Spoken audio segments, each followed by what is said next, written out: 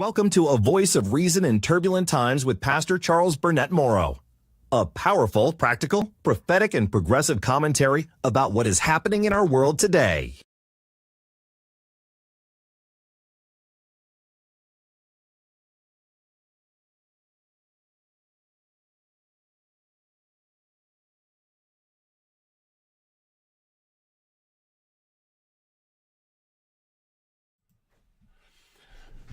Oh boy, oh boy, oh boy. Folks, I gotta tell you, this is one of those days. You know what they say about Murphy's Law? Anything that can go wrong will. Well, that's kind of what I've had going on today. I was all set to have our 5-minute countdown going and had it going and had everything, And then I'm trying to find on my monitors, trying to find, to make sure everything is streaming. And guess what? It was not streaming. So I wound up having to go through this whole technical procedure in order to get everything up and running. And I said, okay, well, now I'm going to have to just go straight to live camera. I wanted to do our little lead in. I did our little lead in, and then don't you know, I couldn't find in my controls here, I couldn't find where I needed to turn the live camera on. So that's why you had a black screen there for a minute. Anyway, this has been one of those days, I'll tell you what. Folks, there is so much going on in our world today. Lord help us. There is so much going on in our country today. People need to wake up. They need to take things seriously. You need to understand what is happening. First of all, you need to understand that when Donald Trump says something, he is generally projecting, and everything that a narcissist says is, in reality, it is a revelation of themselves, okay? They will speak their own ambitions, but they will project like the other guy is like this. The other guy does this or does that. Right now, we have Donald Trump talking about the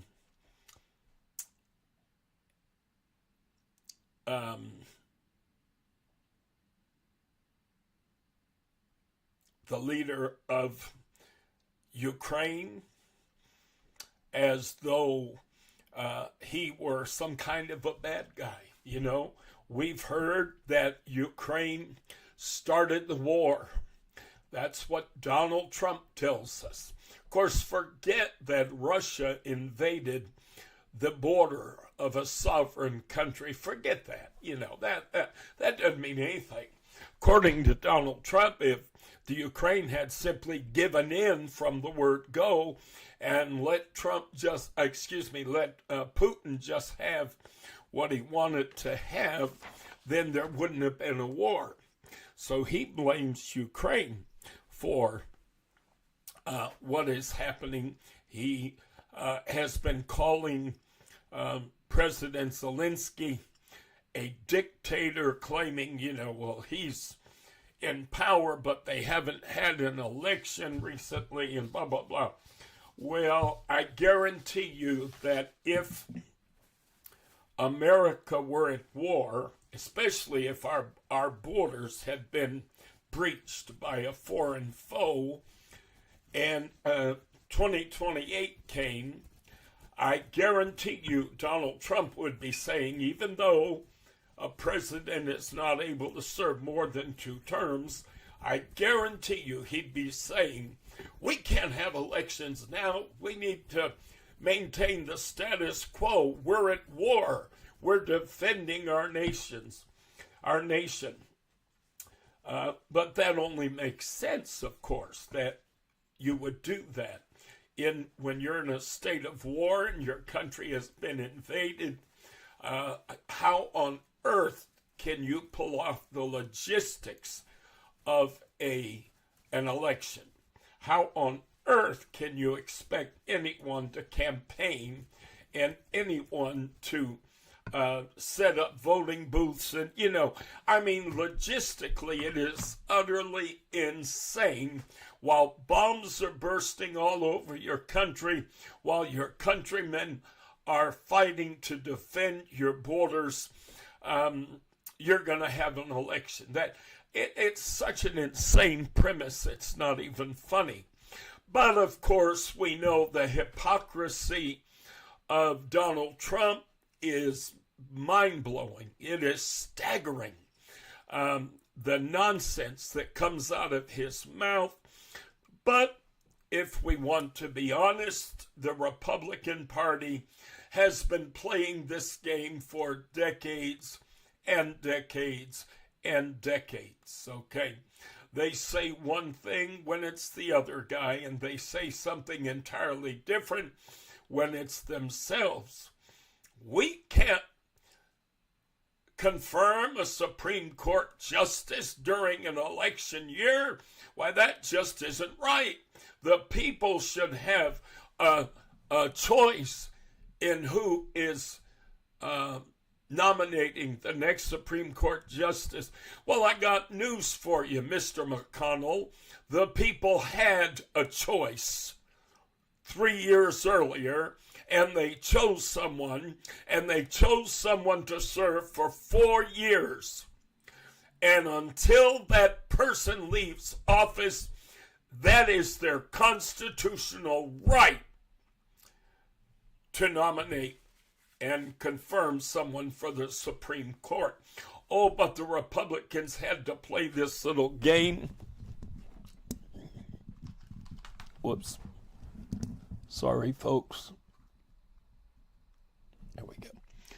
The Republicans had to play this little game. That somehow or another, it just wasn't right for President Obama to be able to appoint a Supreme Court justice in the last year. Then, of course, Mr. Trump gets into office, and the identical same circumstance occurs in his final year. And what do the Republicans do? They push through a nomination and get them confirmed as quickly as they possibly can. All of a sudden, it's an entirely different ball of wax. Folks, the Republicans have been playing this game for decades. Donald Trump fits in with Republicans like a hand fits in a glove. He plays the same games they play. He's as big a liar as most of them are. And so he really does fit in quite well. Anyway, let's move into some of our current events and our current news that I would like to cover this afternoon. I find it very interesting that yesterday, the White House, the official White House account on Truth Social and X, released a photo on social media of Trump wearing a crown and hailing, "Long live the King." Folks, I'm going to tell you, for those of us who are awake, for those of us who are not sleeping through what is happening at this hour in our country, we recognize, first of all, that the propaganda coming out of the White House is mind-blowing. I've never seen anything like it in my life. Every time they have a press conference or a press briefing out at the White House, that woman gets up in front of the cameras, and it is staggering. If a press representative were to have gotten up during the Obama White House years, or even Joe Biden's White House years, and praised the president, praised the leader, and just poured out constant, praise upon him. And instead of talking about the nation, and, normally you speak in terms of the nation, our country will benefit our country. This will help our country to do thus and so, blah, blah, blah, blah. But you'll notice in current press conferences and what have you, that all we seem to hear is how wonderful Mr. Trump is and what a wonderful job he's doing. And, he's so brilliant and he's so bright. Well, of course, I'm certain that this is exactly what Trump has mandated go on. I'm certain that this is what he requires of this woman, and she doesn't look like she has a hard time doing it. So I think she's pretty okay with playing his game. But folks, the propaganda is it's just mind-boggling. I cannot get over the way that things are presented and the way that things are said. If a Democrat were to present things in the same identical fashion, my God Almighty, Republicans would be screaming that they were trying to set up a monarchy and he was trying to be a king and blah, blah, blah. Well, got news for you, folks. The man currently in the White House is trying to establish a monarchy, and he is wanting to be king. Nothing that you see or hear is anything less than a confession or a projection, okay? When Trump speaks of Zelensky as being a dictator, that is because Trump has the ambition to be a dictator. That's his goal, that's his desire. When Trump allows himself to be represented in social media as a king, then you can know that that's exactly where he's headed. He's actually trying to get his minions. I know what he's doing. He's trying to get his minions conditioned to look at him in this way. He's trying to get them conditioned to see him as a monarch rather than as a duly elected official in the United States government. His actions since going into the White House have been anything but presidential. I repeat, he has ignored the Constitution entirely. He has trampled upon the rule of law. He is behaving as though no rule applies to him. As if you're president, then you make up the rules as you go. And furthermore, you are not subject to any oversight, and it is not necessary that anything you do or say go through the proper channels. It is not necessary that anything you do or say have any checks or balances applied to them. Folks, that is not how a constitutional democracy operates. A constitutional republic has established a set of rules, and we call that our Constitution. When this demon stood up in front of the American people on January 20th, you'll notice this time around, he did not place his hand on a Bible. I believe with all my heart he did that on purpose. I think, absolutely on purpose. He was sending a subtle message is what he was doing. First time around, he was doing everything he could to warm up to the religious right. The second time around, he no longer needs anybody's vote. He doesn't need your vote anymore. So there's no sense in trying to pacify those people. There's no sense in trying to warm up to those people. He probably would have burned his hand had he had to place it on a Bible when he was sworn in. But you'll notice the man swore in, and he made an oath that he would protect and defend the Constitution of the United States of America. And then from word go, he began to trample on the Constitution. Initially, his trying to do away with birthright citizenship by reason of presidential order. No, it doesn't work that way.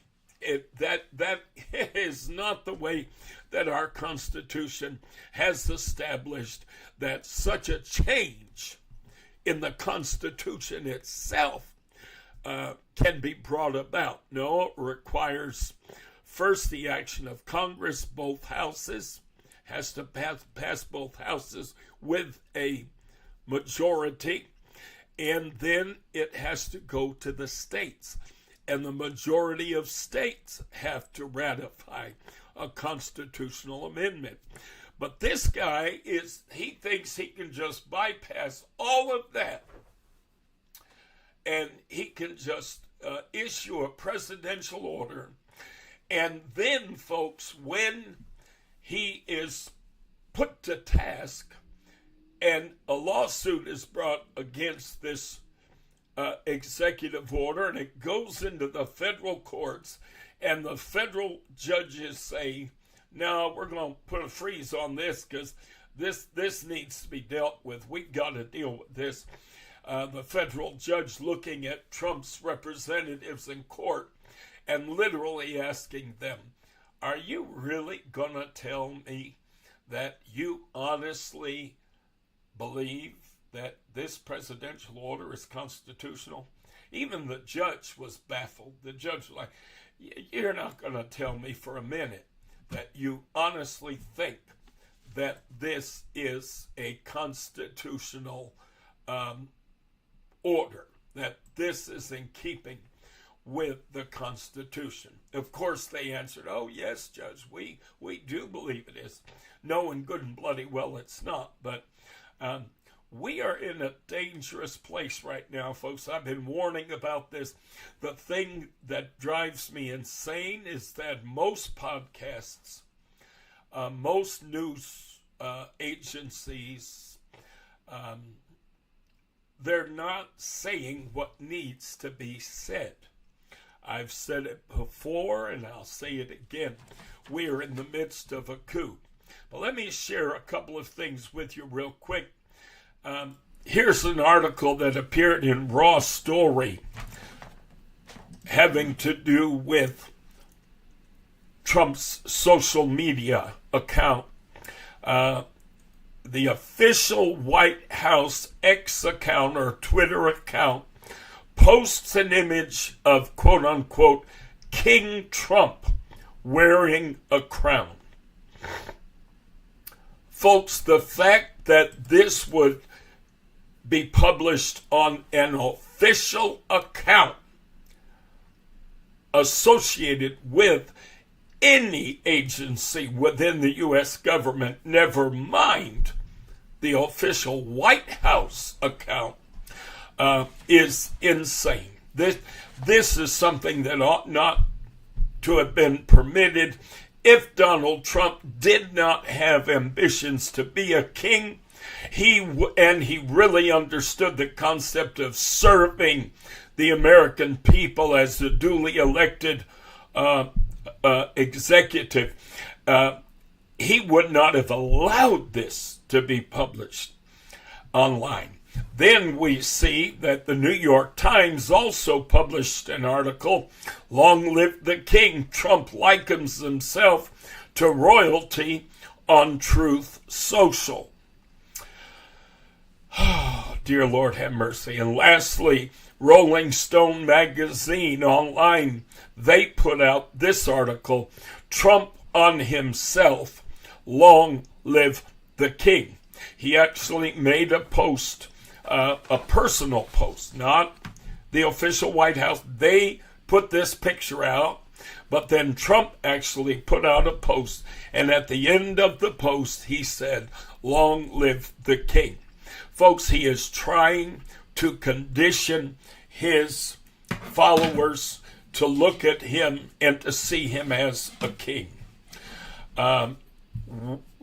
When you establish a monarchy, there are several things you have to bear in mind. This is not just a matter of Donald Trump being in office as long as he lives. That would only be one part of establishing a monarchy. But also you have the element of his household serving in perpetuity, meaning his children would inherit the throne. All right? When you establish a monarchy, not only are you giving that one individual a lifetime, rule, but by the same token, you are affording to his household and to his family sovereignty. You're making them monarchs. And that means that all of Trump's sons then, in essence, would be princes. And his eldest son would be heir apparent to the throne. So this is a very dangerous notion. 20 years ago, a little over 20 years ago, I told you, I keep talking about it because it's really staggering to me how real God is. I'll tell you, the Lord is real. I preached a message in Dallas, Texas. We were meeting at that time in a storefront space in Mesquite, which is just one town east of Dallas. We were able to get a nice little space there. It was a little less expensive than Dallas proper. And we were there for, I can't remember, I want to say 2 years. And while we were there, I preached a message, and the title of that message was The Man Who Would Be King. And I spoke of the fact that the religious right wanted to establish a monarchy. They wanted to establish a king, a dictator in this country. And that was their objective. That was their goal. I prophesied that there had been a plan in place within the Republican Party to dismantle our Constitution entirely, to throw it away, and to establish a whole new form of government. I said all of this over 20 years ago, folks, and then it has just been in the last 2 days that I was researching.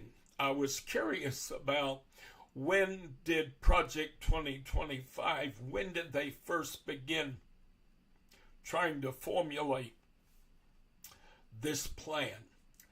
And as I was researching Project 2025, I read that the origins of this Project 2025, what they came to title Project 2025, the origins of it actually went back as far as 1981.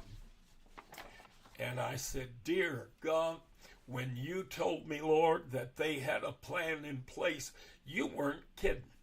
They had already been working on that plan for almost 25 years by the time that I prophesied that they had a plan in place. And I talked about the elements of that plan, and that their ultimate goal being to discard entirely the Constitution of the United States. If you watch the means that Trump is using at this time to ignore our Constitution, to scoff at our rule of law, his propaganda machine goes out and makes claims which are entirely, completely wrong and false and unconstitutional. They say, oh, the courts, they don't have any power over the president's agenda. If the president wants to, that's insane. That is utterly insane.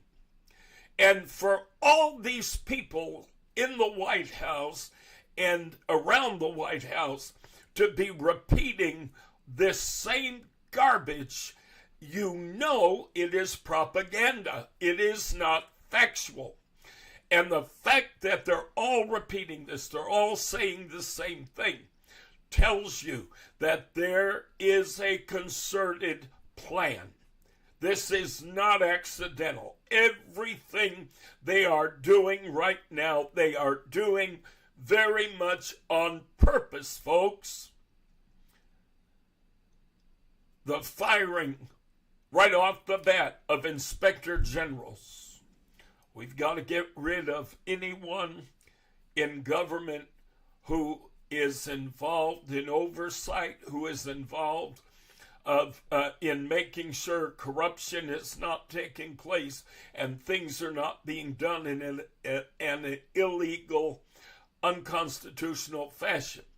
So the first thing he does is get rid of the inspector generals. We see him removing all FBI agents who were involved with January 6th investigation. Why on earth would it be necessary? I mean, again, I call my podcast A Voice of Reason in Turbulent Times. Use reason. Use your head for a minute. Why on earth would it be necessary to remove every single FBI agent? And I mean, they literally were combing through records to make sure they got every single agent who had investigated January 6th. Why would they have to do this? Well, the media and a lot of your podcasters even, they go down this ridiculous road and they say, well, it's just his revenge on them. He's just trying to exact revenge. No, he is not. It's not about revenge. Nope. It is about removing from government, removing from a position within the FBI, anyone who has substantive information in their possession relative to January 6th. They know good and bloody well what happened on January 6th, and they know good and well that it was their full intent to carry out a coup against the government of the United States of America. That is exactly what they were trying to do. That is exactly what they hoped to do. But just like Adolf Hitler and the Nazi Party in Germany in the 1920s, they tried to go in, they tried to coup, and unfortunately for them, they failed in their coup attempt. Hitler went to jail for a time because of that coup attempt. When he came out of jail, he turned around and once again, of course, became heavily involved in the Nazi Party. And then it was his goal at that point to take over government and to change the government from a constitutional democracy, which Germany was prior to the 1930s, and converted to a dictatorship. But Hitler said, you don't like the rules, he said, follow the rules until you can get into position to change the rules. That's a Hitler quote. And so therefore, he tried to use the system so that he could get into a position where he would then be able to change the rules. And that's exactly what he did. And as I've been saying over and over and over again, Adolf Hitler used every constitutional means. He actually worked within the law. See, Hitler was smart because the way that he went about changing Germany from a democracy to dictatorship was very covert. In essence, it was very quiet. Unless you were really paying close attention to what was going on, you really didn't realize quite what he was doing. You thought he was, pushing legislation and making rules that, were different and, weren't the same as the way others had done it in the past. But unless you really were paying attention, he was sneaking through the back door, following all the rules, following every law, working within the Constitution of Germany. Mind you, Germany had a very different constitution than we have in the United States of America. And I believe this is why Trump is trying to run ramshod over our Constitution, because he could not do what Hitler did in Germany quite the same way. He using the rules and working within the law, it would take a very long time to achieve the changes that he's trying to implement virtually overnight. So therefore, the only thing different that Trump is doing, he is running just, ramshod over the rule of law and over the Constitution. I've said it before, anyone who is a student of history knows during during the Great Depression, Franklin Delano Roosevelt tried to help people, make a living so they could feed their families, pay for their mortgages, buy groceries, put clothes on their back. And he created any number of programs whereby basically people went to work for the federal government. Wasn't a matter of them working in bureaucracy. No, he created programs where men were able to help build roads and build bridges and dig tunnels and, all these sorts of things. And this way, they at least had a job. And the job was provided to them by reason of the United States government. Of course, the Republicans, even at that time, were having a fit. They didn't like this idea at all. The country wound up going into debt in order to accommodate this program financially. But it was extremely popular with the people. The people of the United States adored Franklin Delano Roosevelt as a whole, and they were grateful for every effort that he was making to help people be able to make a living. However, what many people do not know, unless you're a student of history, many people do not realize that Roosevelt had actually wanted to create many more programs than were ultimately implemented. If he'd have had his way, there'd have been a whole lot more programs and a whole lot more people on the federal payroll, and the country would have gone a whole lot more into debt in order to pay for all these programs. But 2/3 of the programs that he tried to implement were thrown down in the Supreme Court. They could not pass constitutional muster in the Supreme Court.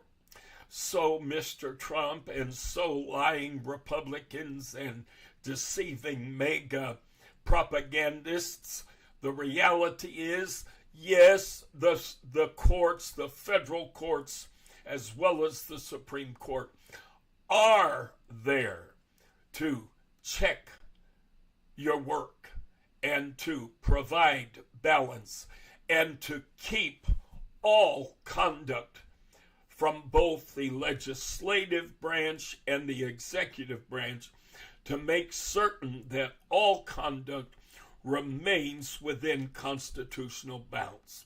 So yes, that Supreme Court's been doing that since the beginning of time. Anybody who understands anything about government knows this. When the Supreme Court made rulings concerning Biden wanting to help provide relief for people with student loan debt, and they, struck down what he was trying to do. Funny, you didn't hear MAGA complaining about the courts making decisions and going against the president's agenda. You didn't see them complaining about it then, did you? Not at all. When the Supreme Court made decisions that went against Barack Obama, did we see Republicans, did we see MAGA decrying those decisions as being overreach? No. When you understand how our government is supposed to work, you actually appreciate what the Supreme Court does and what the federal courts do. They do not always make good decisions. They do not always make the right decisions. However, it does keep the executive branch and the legislative branch in check. Okay? So, what is going on in our country today? Well, I can tell you, I don't see it in a lot of podcasts. I don't see it in a lot of news today on television, online. But I've been saying it from day one. I've been saying it long before Trump was able to win this last election. I said, this guy wants to be king. He wants to be a dictator. If he is allowed back in the White House, that is the objective that he will hit the ground running, seeking to achieve. That is what his objective will be. And this time around, they have a plan on paper that they published for the public to see, that clearly outlined and articulated much of their plan. And if you look at Project 2025, so much of what they prescribe, folks, is in perfect keeping with Hitler's model, with the actions taken by the Nazi Party in the 1930s after Hitler had become Chancellor of Germany. And these actions are in perfect keeping with what we have observed historically of all dictators, especially those who have sought, after being elected to office, mind you, there are many, many dictators in our country, in our world, I should say, who initially were elected to office. And then, again, from inside, they tried to change the rules. They tried to do things in order to establish a dictatorship. One tactic that is commonly used by dictator wannabes as they're trying to disassemble their own democracies, their own countries, the governments that exist in their countries. One tool that they use is using the idea of emergency powers. And what I mean by that is the president is able to bypass a lot of, he's able to kind of bypass and skip over a lot of things relative to the Bill of Rights and certain laws when an emergency is declared. So now Donald Trump gets into Washington a second time. He's not in office a week, and he's declaring that there is an emergency at the southern border. And this allows him, by declaring an emergency, a national emergency at the southern border, this allows him to take these drastic actions and begin to do these things because he's declared it an emergency. Folks, this is not illegal, but what it is a abuse of power. You're not supposed to declare an emergency over anything that is not an imminent threat to the nation. So the activity at the southern border was actually less than it had been while he was in office. So declaring it an emergency was completely unnecessary and made absolutely no sense, except that it provided him cover so that he then could behave in a really hideous way in going about and having people arrested, having people who were actually legal residents in our country arrested and sent back to their country of origin. One of the little games he played is there were people who had come to the United States originally seeking asylum, saying that their life was in danger and what have you, if they remained in their country of origin. The United States gave them the status and said, okay, we will recognize you as a refugee, a political refugee, what have you, an economic refugee, whatever the circumstance may have been. And Trump comes along and says, well, we found all these people who had come to our country as refugees, years ago, and we see that they have since traveled back to their country of origin. Well, if they've traveled back to their country of origin, then obviously it is safe for them to return. So they no longer are a refugee. Folks, come on, let's use some reason. Please, let's use our heads for a minute.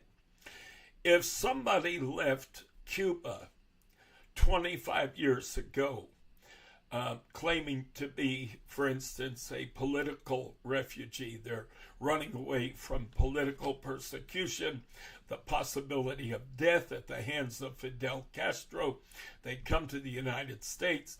Circumstances in Cuba change 20 years later. So they finally are able to go back and visit loved ones and see family members that they have not been able to see in decades because the United States has loosened up its rules. People can now travel to Cuba, things like this. Circumstances have changed, obviously. But Trump comes along and he and his Nazi minions, and they say, well, but if you can travel back there now, then you need to go home. Really? Folks, I'd give anything in the world for people to use a little bit of common sense. If you lived in this country for 10 years, if you lived in this country for 5 years for that matter, as a refugee, first of all, you're a legal resident. You're not here illegally, you're here legally.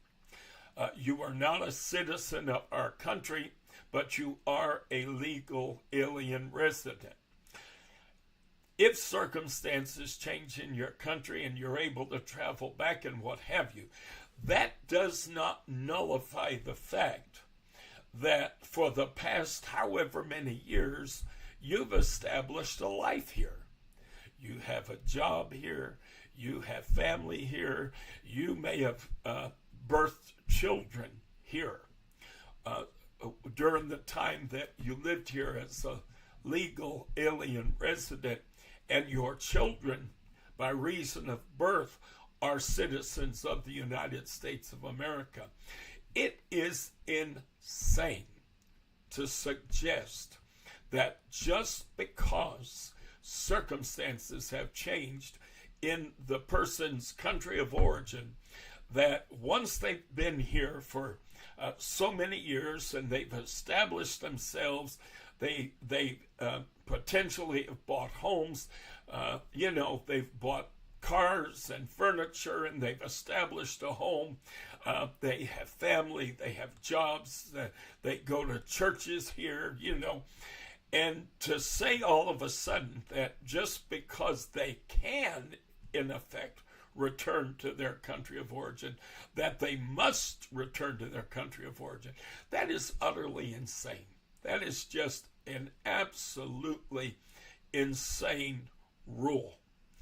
But families have been separated. I've been looking at any number of stories in which wives have been literally taken and arrested while the husband's standing there looking. And ICE is taking his wife away, and there's not a thing in the world he can do about it.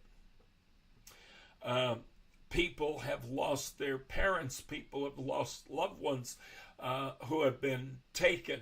These people are arrested. They're treated like they're murderers, like they are the most vile people on this planet. I said it before, and I'll say it again.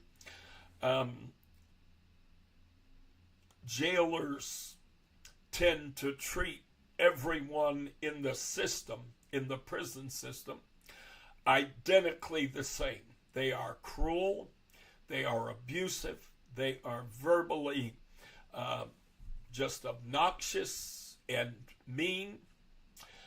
And it doesn't matter if you're in the jail for writing a bad check, or if you're in the jail for having murdered 10 people, on a serial killer spree.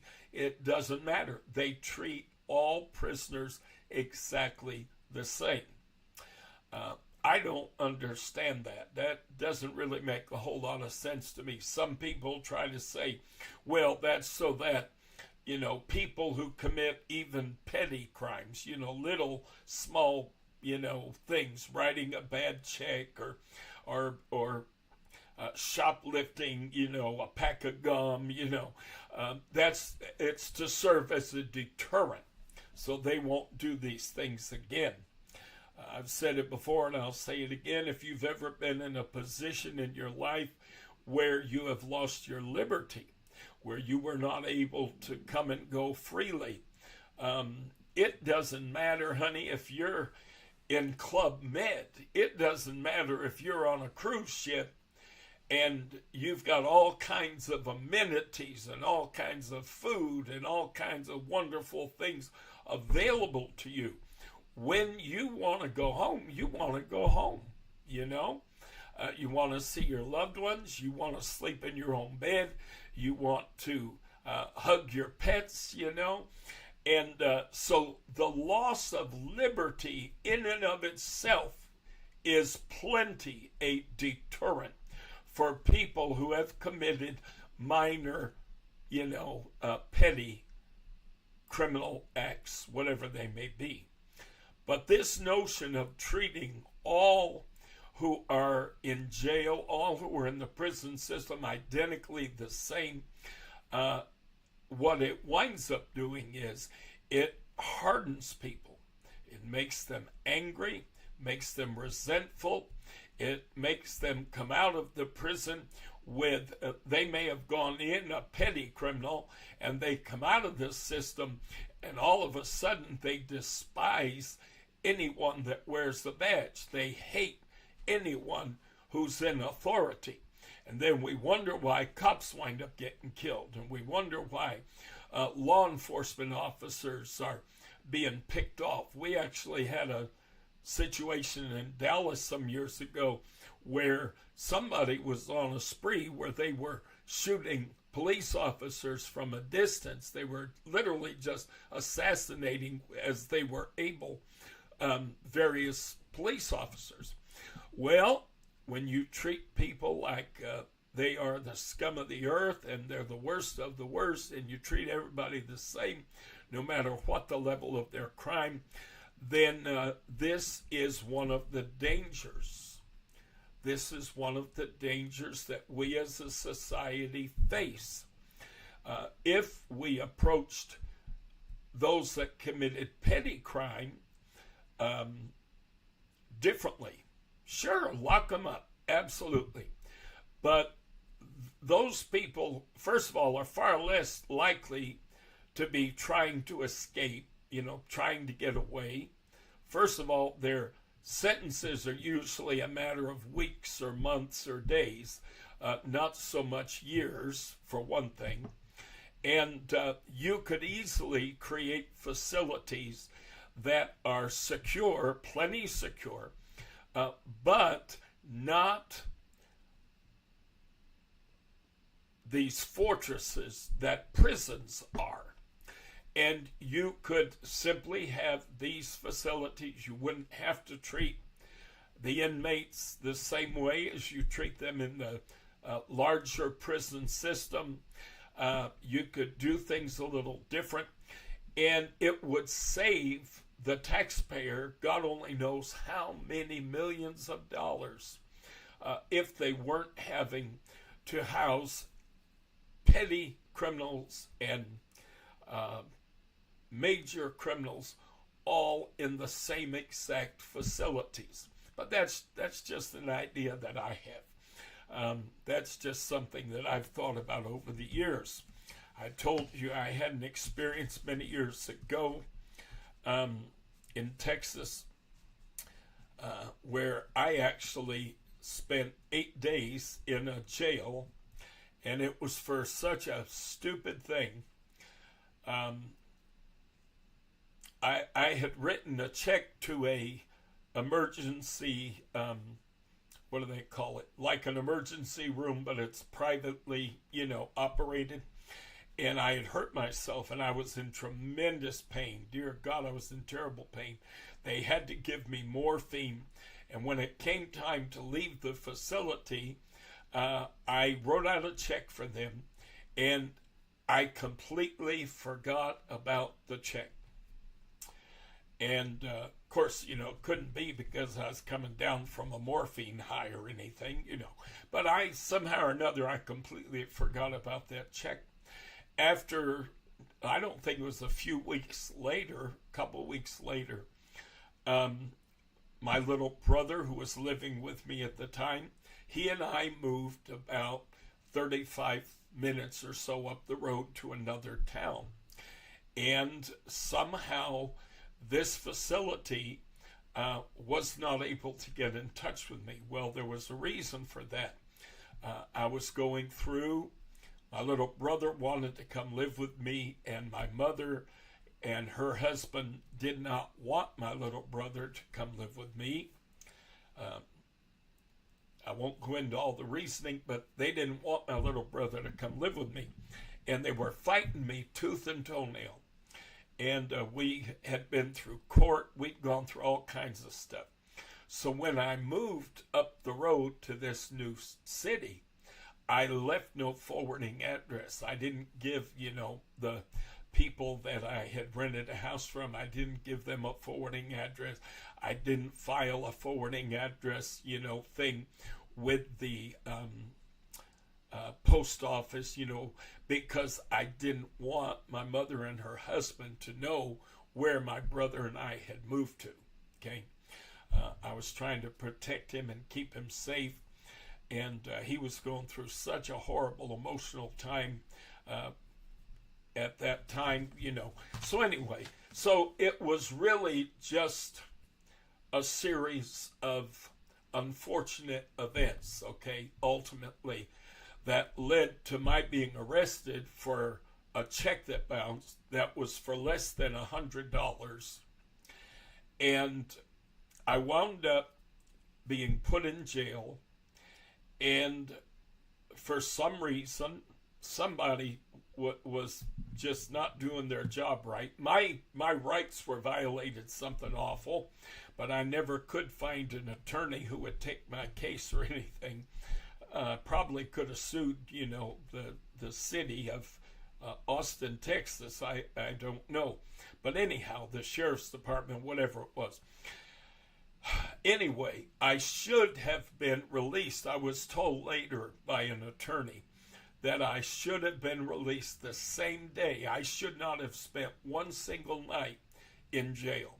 He said, you should have simply been released on your own recognizance. But somehow, I wound up being in a jail cell for 8 days. And listen to this. I spent 8 days in a jail cell with a Hispanic man who did not speak English, who had killed 2 people. And I'm sharing a cell with this guy. He don't even speak English. So we can't even communicate. I was young, I was terrified, and I went through 8 days of being treated by prison guards like I was an axe murderer. I could not believe the way. And it's not just one of them. It's not just 2 of them. Honey, it is virtually all of them. None of them show any kind of compassion. None of them show any concern for you whatsoever, any empathy whatsoever. None of them. They don't care why you're there. They don't care. They're going to treat you a certain way. They're the jailer. You're the inmate. That's all there is to it. And this is what has been going on then with people that ICE has been detaining. These poor people are being chained up, literally chained up. They're having their feet put in chains. They're having their hands handcuffed behind their back. They then are having chains run through chains that go around their waist so that they can take 10 or 15 of these people at one time and load them onto an airplane to be shipped back to their country of origin.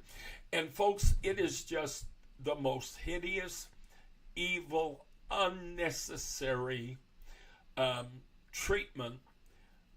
It is not necessary to treat people who have come to this country. As I said,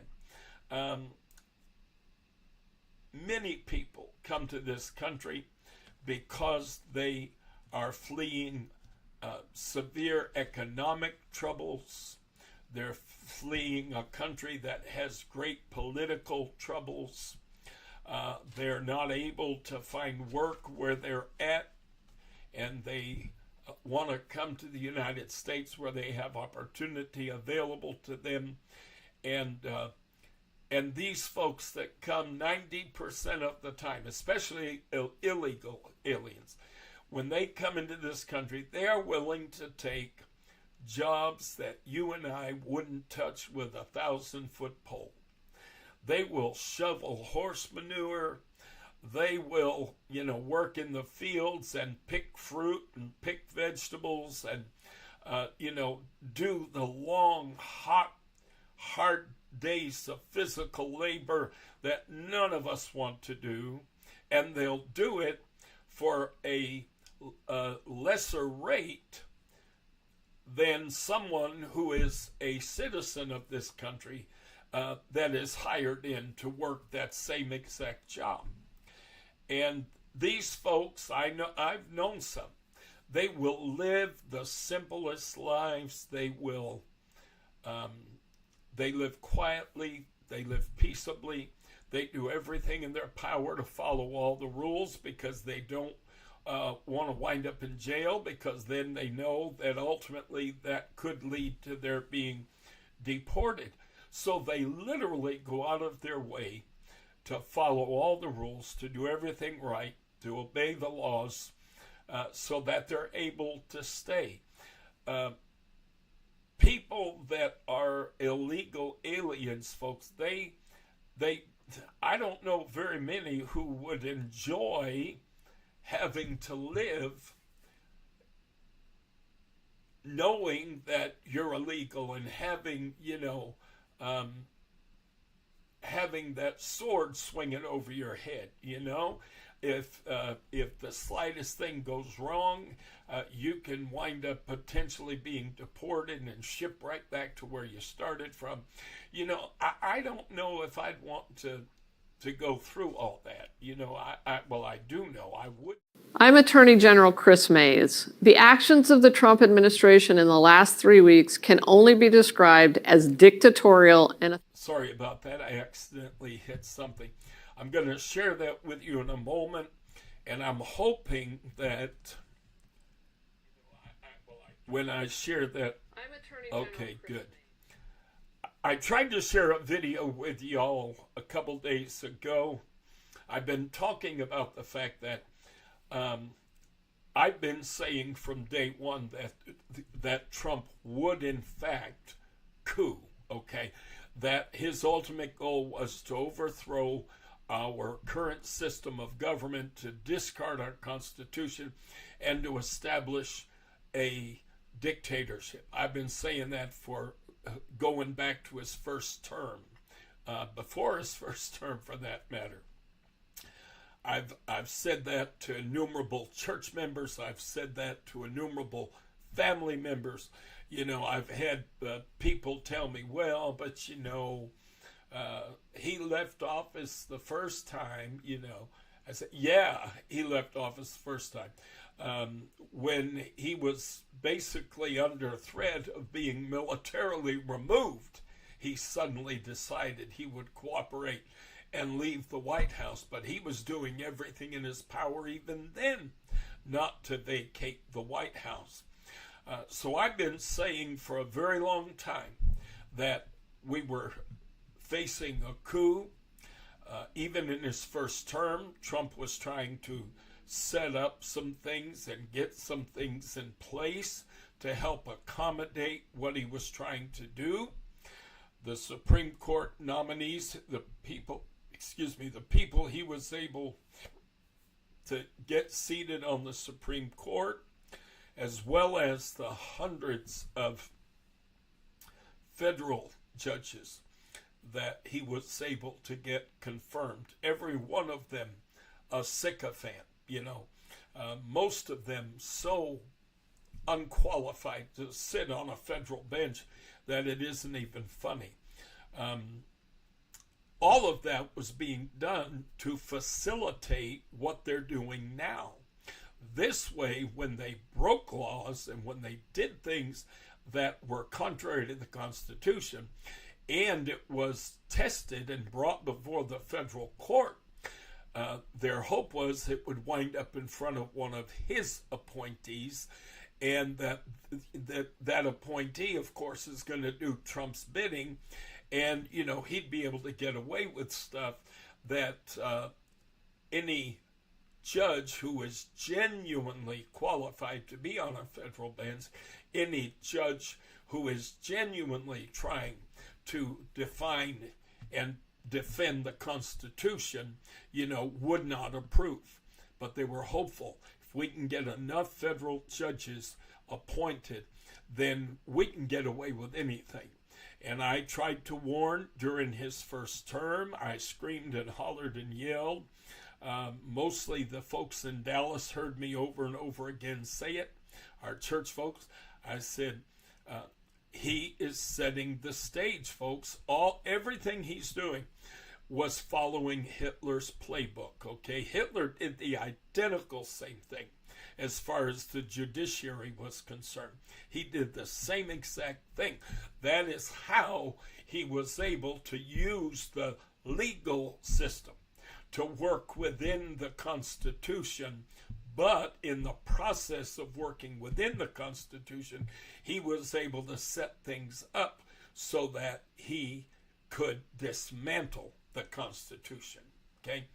And that is exactly what Donald Trump has been doing since day one. And I've been saying this since day one. What troubles me is that media and even podcasters and what have you, and I've talked about it before. I love Steve Schmidt. I'm not quite as big a fan of the Midas Touch Network. To be honest with you, I think they're sensationalist. They put titles on their videos that are not accurate in terms of the content of the video, and they kind of blow things out of proportion sometimes, and they try to make something out of nothing. I'm just being honest, I don't appreciate that. I don't like that. If you're going to say something, bring the receipts, okay? Don't sit there and tell me that, like for instance, don't tell me that, oh, they booed Trump at this event, and then you play the video, and I'm sitting there and I'm like, what? Huh? I don't hear it. I can't hear it. That just makes you look as big a liar as the propagandists, okay? So don't try to make something out of that. And don't tell me in a video, in a title on a YouTube video, Trump has worst day yet, implodes during interview with Fox, and then you watch the video and you're like, no, that's not what's happening. I'm not seeing that. It's not to say what you're seeing is good. No, it's not good. But the headline is sensationalized, okay? The whole idea is that just like a lot of your major news sources, some of these podcast outfits are being as hyperbolic as, mainstream media in order to get viewers, in order to get subscribers and what have you. And I don't, that is something I just can't play that game. It just doesn't work for me. So anyway, why are these people not calling what is happening now what it is? Excuse me 1 second.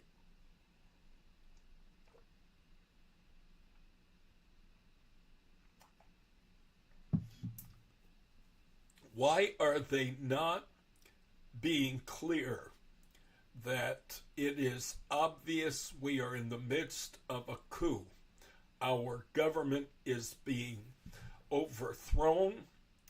Our Constitution is in the process of being turned over on its ear and ultimately suspended.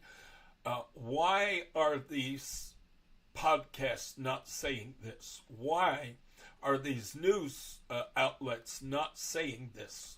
Why are the pundits not saying this? That is, in fact, what is happening. Now, I want to share a video with you. I shared it the other day, and unfortunately, I have monitors for, so I can look if you're on YouTube or if you're on Facebook and you make a comment or you say something, I'm able to see that comment, and I'm able to see a lot of times, not everybody that's on, but I can generally see when folks are on, like for instance, Vanessa Ramirez Jackson, naming your name. Thank you. I was right. Whatever I said at the moment, you agree with me, and I appreciate that. But I have these monitors, but I cannot hear. If I turn the volume up, then obviously you would hear, me talking through the monitors in the microphone, and we don't want that. So I'm able to see the video that I'm playing, but I'm not hearing it, okay? And I went to play this video the other day for our viewers, and it was of the Arizona Attorney General, and she is making it abundantly clear. She states as clearly as anybody can state it that we are in fact in the midst of a coup. I want to share this video with you. I think it's about 3.5 minutes long. So listen to what she has to say. It's very important. I'm Attorney General Chris Mays. The actions of the Trump administration in the last 3 weeks can only be described as dictatorial and authoritarian. Every day, nearly every hour, there is some new action or executive order that makes a mockery of the rule of law and the Constitution itself. This weekend, Vice President J.D. Vance posted a statement saying that judges aren't allowed to control the executive's legitimate power. That is a complete affront to the system of checks and balances inherent in our Constitution. The independent judiciary acts as a check on executive overreach. In the United States, we appeal rulings we disagree with. We don't ignore court orders or threaten judges with impeachment when a ruling goes the way we don't like. I want to be as direct and clear as I can be. There is an undemocratic administration in power, and they appear hell-bent on undoing 250 years of adherence to the rule of law in this nation. It is an incredibly dangerous moment, and it is all the more dangerous if people don't understand what is happening. There is an ongoing coup against the Constitution of the United States happening as we speak. Congress authorizes the work of federal agencies and allocates funding to them. The elected representatives of the people are supposed to exercise oversight to ensure that these agencies operate within the bounds of the law, serve the public interest, and are held accountable for how they use taxpayer dollars. But today, Congress is nowhere to be found. Donald Trump has grabbed the power of Congress and handed it to an unelected billionaire and a group of teenage hackers. The richest man in the world is now running roughshod over the authority of federal agencies in violation of the rule of law and the Constitution. Republicans hold majorities in the House and the Senate. They could pass the administration's policies through Congress and send Trump legislation to sign. But they know the American people don't support what's happening. They don't support eliminating the Department of Education. They don't support canceling funding for law enforcement and public safety. They don't support canceling healthcare funding. So instead, Donald Trump has decided the Constitution doesn't matter, and he has handed power to Elon Musk to do whatever he wants without accountability, without oversight, and without the consent of the people. The way we make change in this country is through the law, either in the courts or in Congress.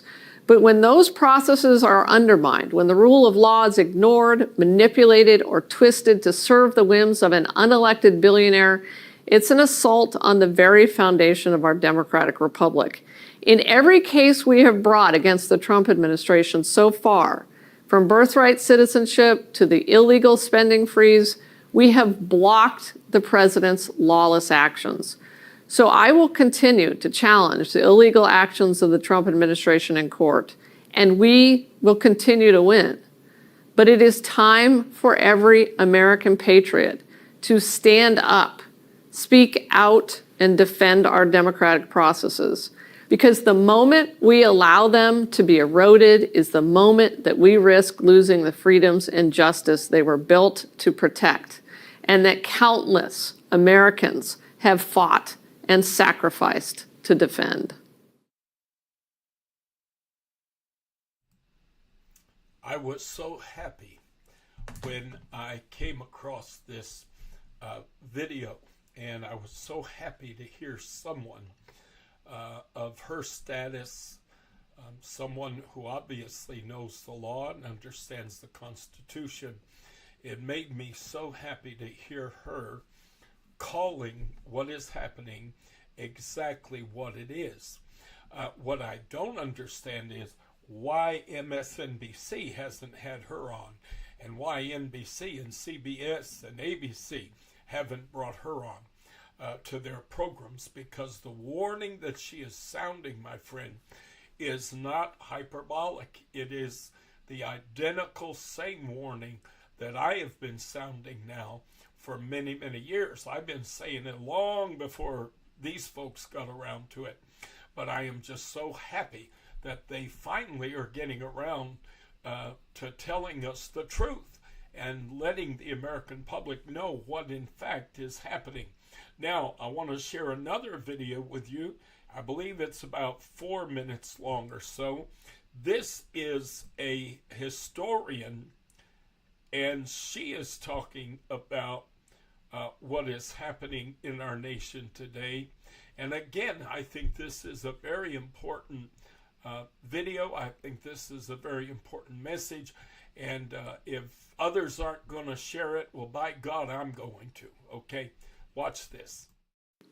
President Trump issued an executive order giving himself direct control over regulatory agencies created to be independent by Congress. Scholars say we're headed for a constitutional crisis if the Trump administration defies court orders. Others say, look, we're already in a coup. You're a historian. What is your take? Oh, I think we're already in a coup, with the very simple explanation that the way our Constitution was written, the first article in that Constitution firmly establishes that it is Congress that has the power to make laws, not the executive branch, not the judiciary, but Congress. And from the outset, the Trump administration has worked both to undermine those laws through the concept of impoundment, but then also to override those laws through firing people, for example, where there were specific laws in place to specify the ways in which those people could be fired, that they simply flouted. So the attempt to destroy the congressional authority over lawmaking, and now the threat to ignore the judiciary as well, amounts to an existing constitutional crisis and the attempt to take over our nation with one strong man. I've spoken to local voters, Republicans and Democrats who are pro-choice. They care about the climate, they want better health care, and they want to preserve democracy. How do they reclaim the middle? Well, the middle is there and always has been. The people who insist that we are polarized are the politicians who benefit from that. The vast majority of Americans agree, even on hot button issues like the idea of common sense gun safety legislation or abortion rights. The trick is to make sure that people understand that we're here, we have agency, and we need to step up and speak up to reclaim that middle, that democracy, because there are a whole heck of a lot more of us who feel that way, whether they vote Republican or Independent or Democrat, than people who want to replace that system with the sorts of authoritarianism that the far right is now embracing, not only here in America, but also around the world. As you all know, President Trump won in counties with no local news by as high as 54 percentage points. Here in San Diego, local news coverage has shrunk. We have hyper-partisan news websites called Pink Slime. How can journalism cover what's happening better and reach more people? Oh, I love this question, because for all that we are in fact losing local newspapers, and for all that we are losing so many of our great reporters, what we are seeing in this moment looks very much to me like what we saw in the 1850s or again in the 1890s. And that's the rise of new media that's doing really terrific work. We don't pay a lot of attention to that. It's very important. Think of all the independent media outlets that we now see in places like Substack, but also around small communities around the country. So one of the things we can do is make sure we have local news, and that doesn't necessarily mean on paper. It could mean podcasts. It could mean people posting on Substack or on Facebook or on other forms of social media. It could be the idea of videos on Instagram, for example, or YouTube. I've heard you say that people ask you where our heroes are. What do you tell them? I always, first of all, say that a hero isn't somebody who comes down from on high and suddenly does something miraculous.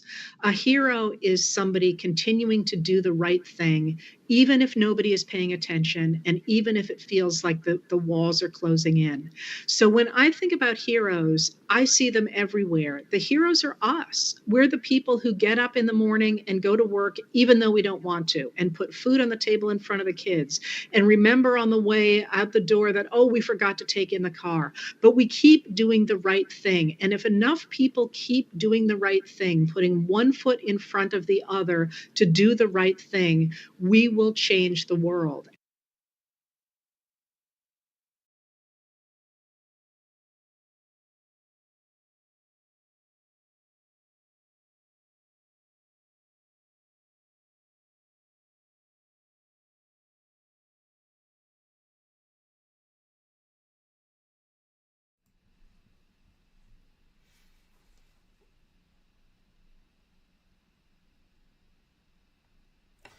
Once again, folks, I am so grateful that someone is telling the facts and sharing the truth.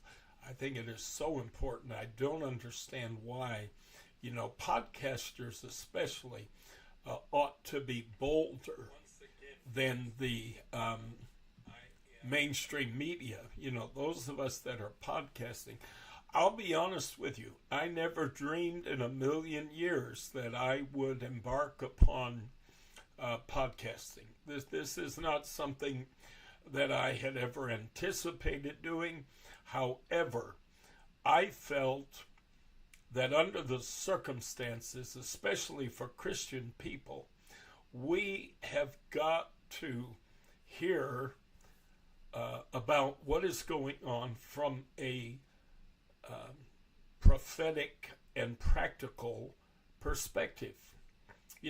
It's one thing, for instance, for somebody to stand around screaming, the sky is falling, the sky is falling.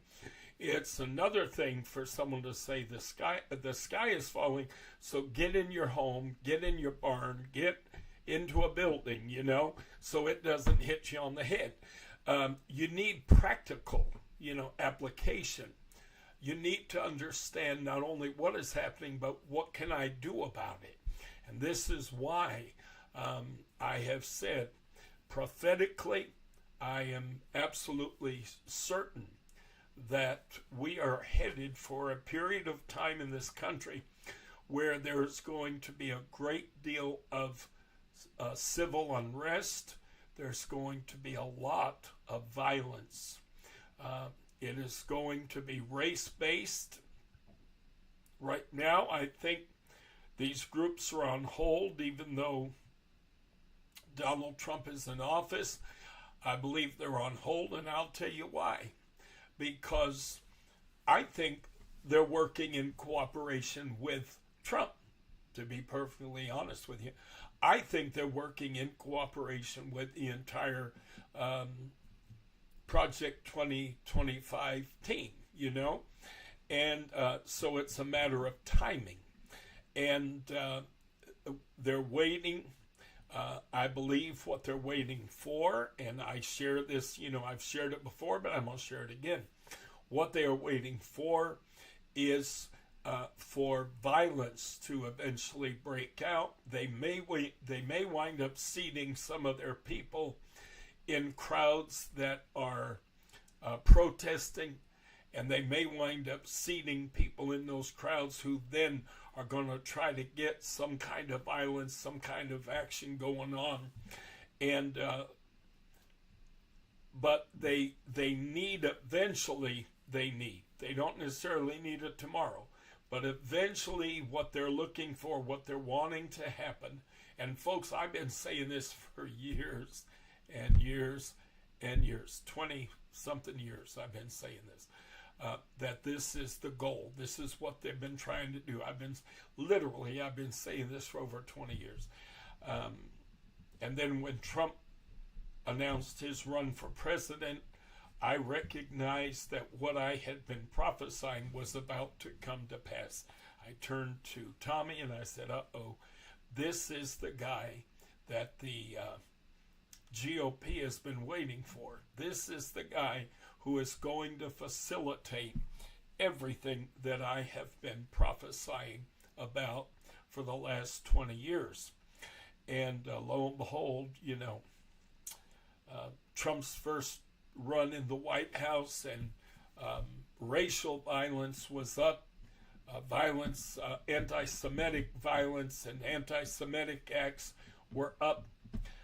It's going to be far, far worse than that this time around, because they need, listen carefully, they need mass violence to break out.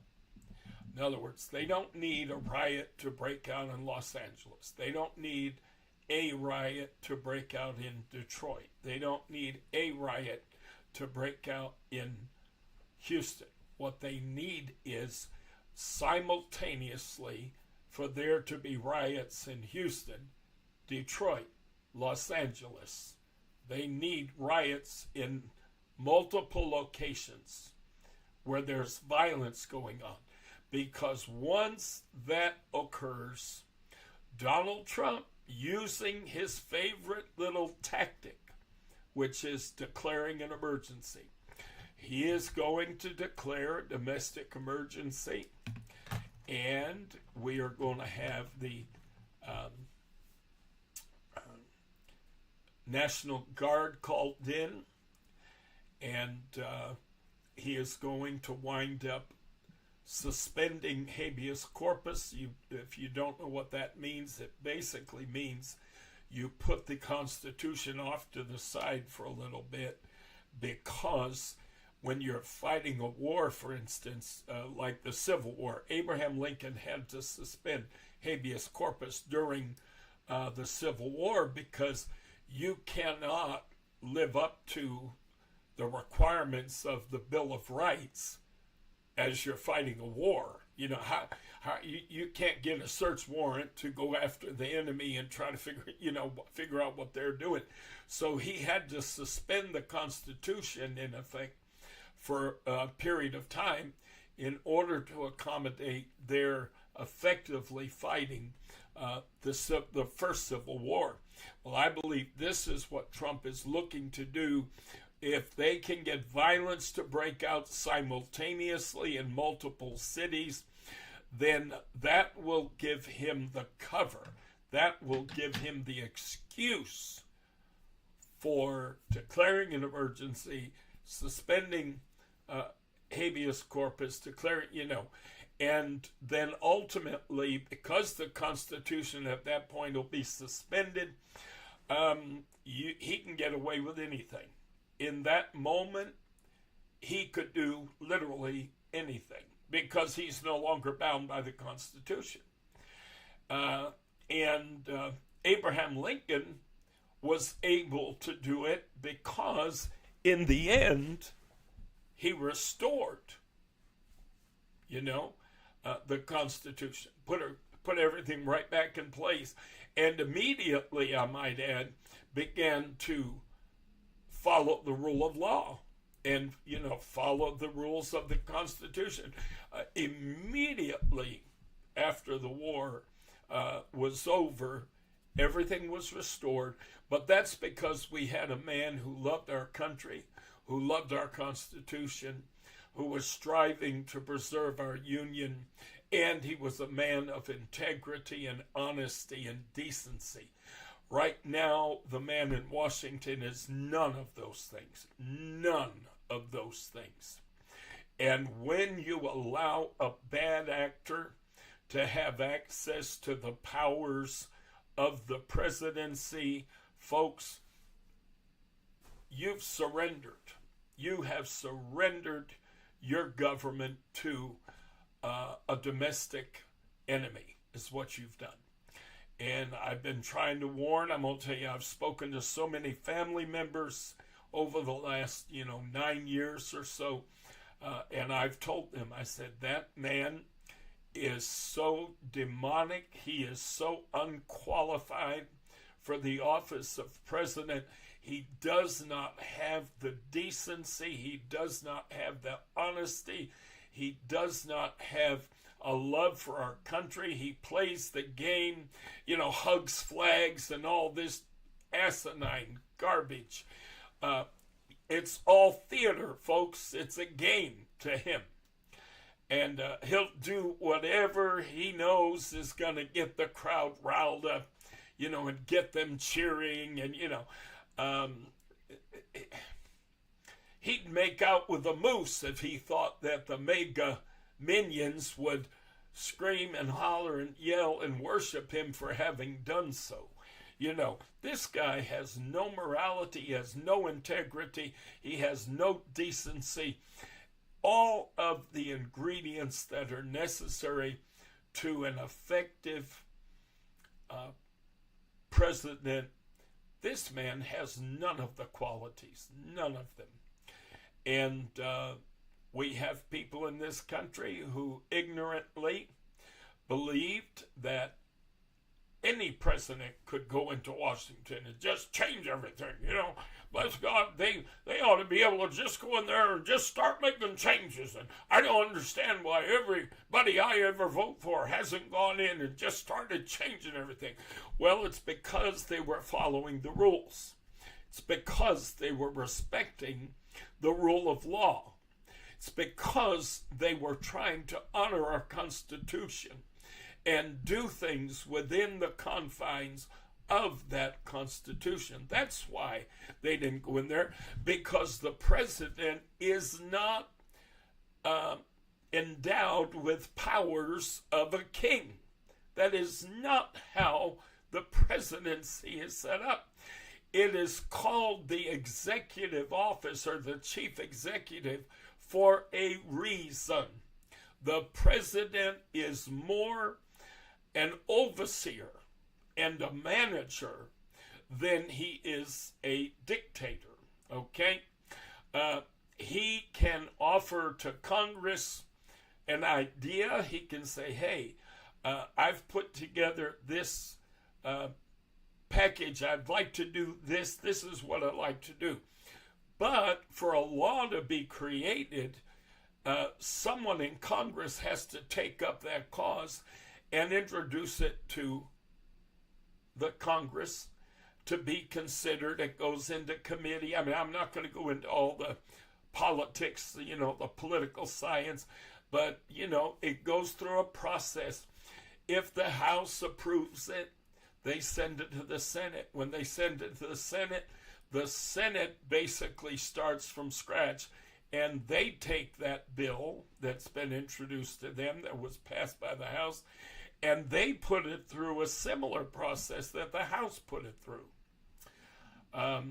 Sometimes they will come to the conclusion that the bill is good as written.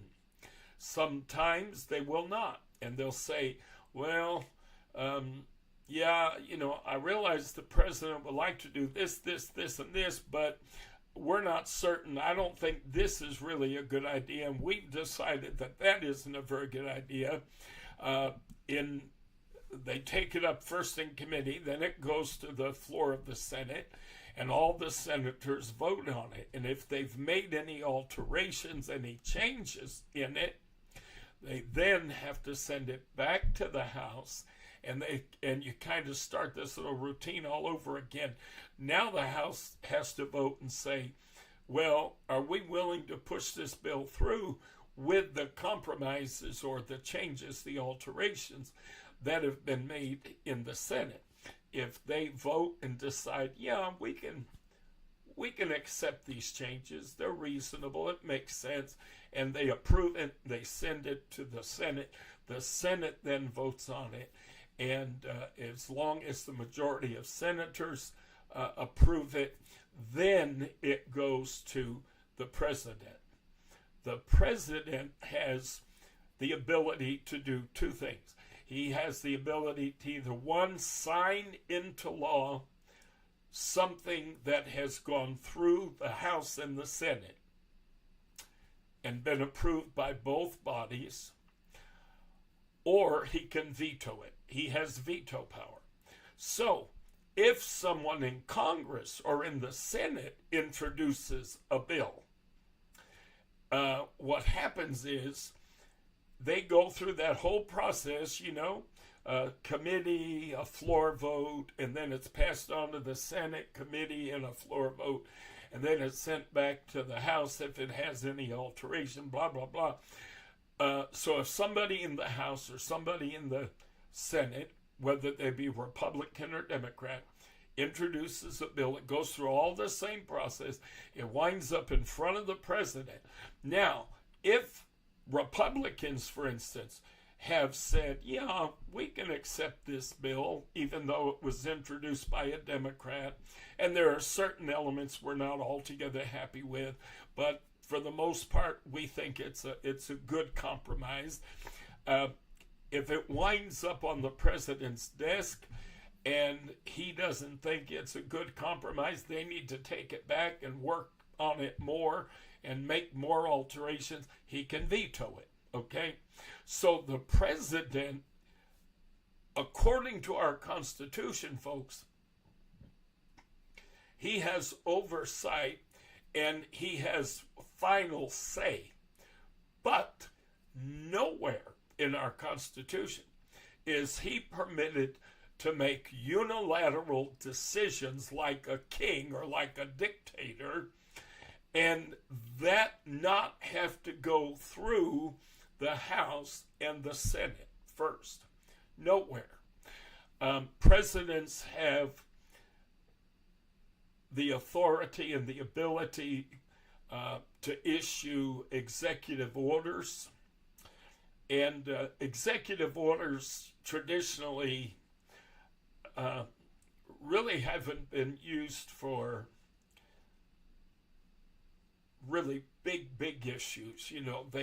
They generally are just addressing kind of minor things, that you wouldn't, it's not an issue big enough, for instance, to have to go through a bill being written and go through the whole process. It's something of a nature that can be kind of easily addressed, and the president can say, here's the deal. For instance, even the lowering of the flag. When the president issues an order for the flag to be lowered when someone dies, for 30 days in memoriam to that individual, obviously he doesn't have to introduce a bill in the House and a bill in the Senate and go through that whole process. No, he's able to issue an order and the flags are flown at half-staff. So some presidents over the years, especially in more recent years, have utilized the executive order far more aggressively. And what happens when the chief executive issues an executive order,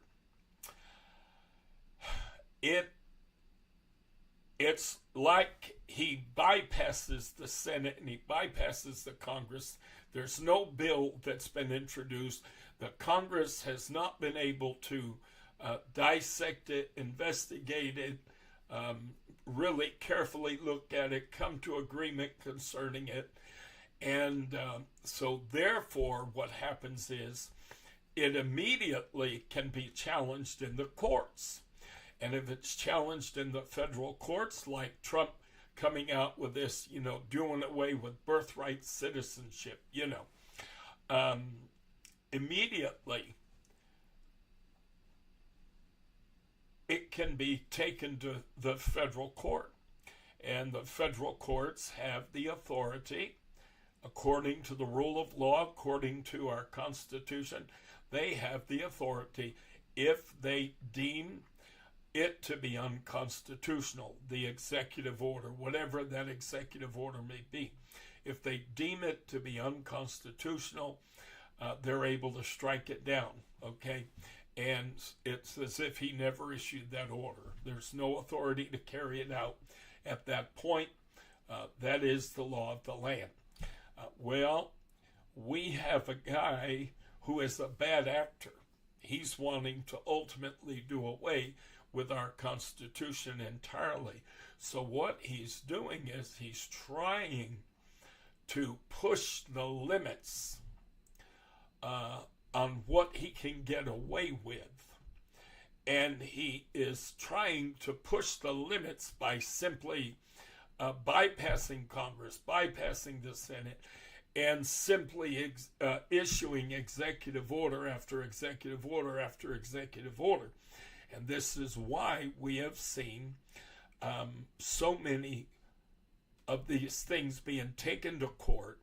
And if you notice, Trump and the White House are losing. They're losing these cases. And ultimately, they then can challenge it. If it's struck down in the federal court, they're able to go to the appellate court and they're able to appeal. If it is still struck down in the appellate court, then they're able to appeal to the Supreme Court. And at that point, the Supreme Court makes the final decision. There is no more recourse. There is nowhere else to go to appeal the matter. So when the Supreme Court makes a decision on the issue, it becomes the rock solid, absolute law of the land. Whatever their decision becomes the law of the land. So, I've said it before, and I'll say it again. A constitutional republic can only survive when people of goodwill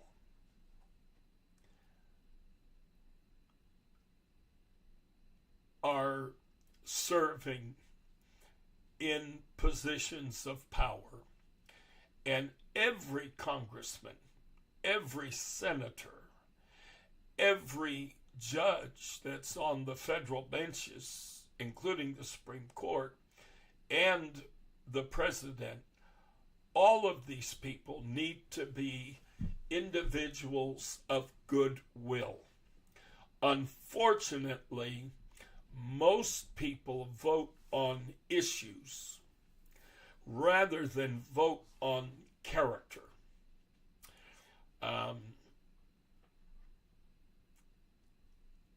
This is why we're in the mess we're in now. If you get somebody who is a narcissist like Trump, and he wants power, he wants access to the White House so he can enrich himself, number one, and number two, so he can exact revenge on everybody that he's ever been troubled by in his entire life.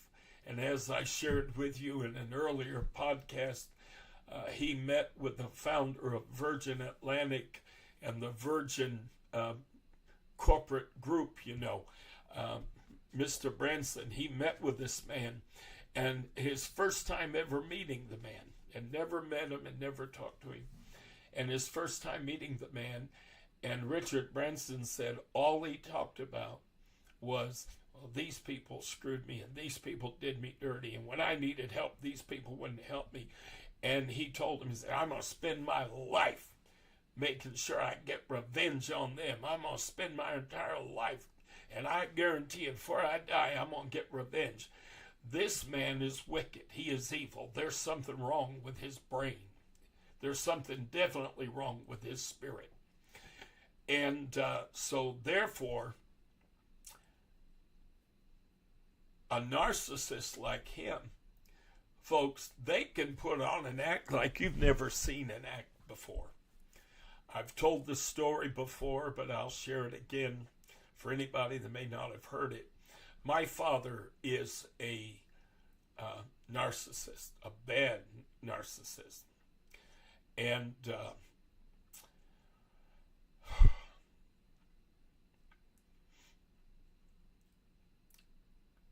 when my mother finally, after 23 years of abuse, mistreatment, being torn down, her children, 3 of us boys, I'm the oldest of the 3, being verbally and emotionally and psychologically abused and gaslighted constantly, you know. If I woke up in the morning and looked outside and said it was a pretty day, my father would say, "It's not a pretty day. It's not," you know. Whatever you said, he would tell you it was the opposite, you know. And it was almost like he had to control everything, including your thoughts. And so it was a horrible marriage. My parents, you know, they had a terrible marriage. And she finally decided, my mother finally decided to divorce him. She left Connecticut, where I grew up. She moved to Texas, where I had gone as a teenager. The Lord called me to Texas, and I went at 16 years of age. And when my mother finally got the courage to leave my father, she decided that she would go where I had gone, you know, to Texas. So she came down to Texas. And I, in the meantime, went back to Connecticut, my home state. And while I was there, I went through an internship in the Church of God denomination, headquartered in Cleveland, Tennessee. I served under a pastor in a local church there in Connecticut. And it was an intense program. It was a great program. It's designed to prepare people for pastoral ministry, particularly. And there's a number of books you have to read. You have to read through your Bible in the time that you're going through this program. It's very intense, and they have a lot of good reading material you have to read, you know, dealing with all kinds of issues from suicide prevention and how to deal with people who are suicidal and get them help, you know, things that perhaps a lot of people who are going into pastoral ministry are going to face one day, and they need to know how to properly, professionally handle these things, you know. It deals with integrity, it deals with handling money, you know, it deals with a number of things, counseling and all kinds of things. Anyway, so I had gone back to Connecticut. I was going through this program. My mother had separated from my father, had not yet filed for a divorce. She had just separated at that point, gone to Texas. Long story short, I wound up starting my first church. I was 19 years old. I started my first church in my home state. And my father used to come to the church on Sunday morning. I had set up the facility that we rented and set it up for church. And we had an agreement with the place we were renting. It was a hall that you could rent out for like wedding receptions and baby showers and stuff. Great big dining hall. It was very nice, actually. And it was really out in the country in this town that my church was in. And it was in a beautiful wooded setting. It was very, it was really pretty. It was forested, you know, and then here's the building in the middle of all. You have to drive up this long, long driveway. You wouldn't even know the building's up there, you know.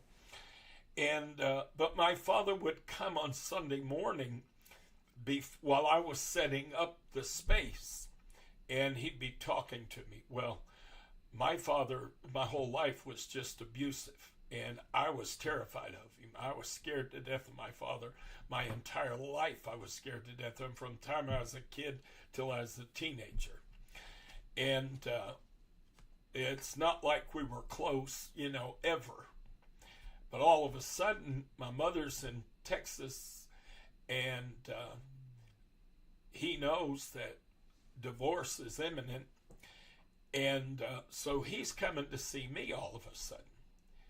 And all he did was gripe about my mother and talk about, you know, she's doing this and he would tell me these stories that were so fantastical and so blown up and so hyperbolic. And then later I'd be talking to my mother and I'd say, well, now Dad said thus and so. Like, for instance, I'll give you an example.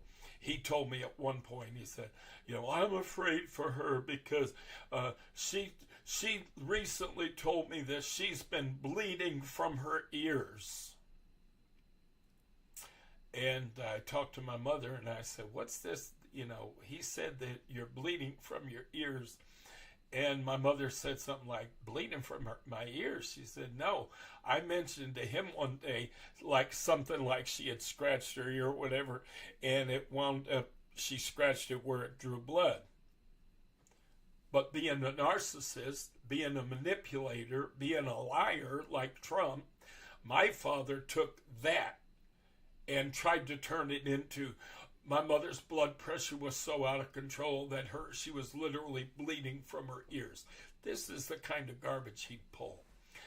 And what he was trying to do was he was trying to use me to try to influence my mother to come back to him.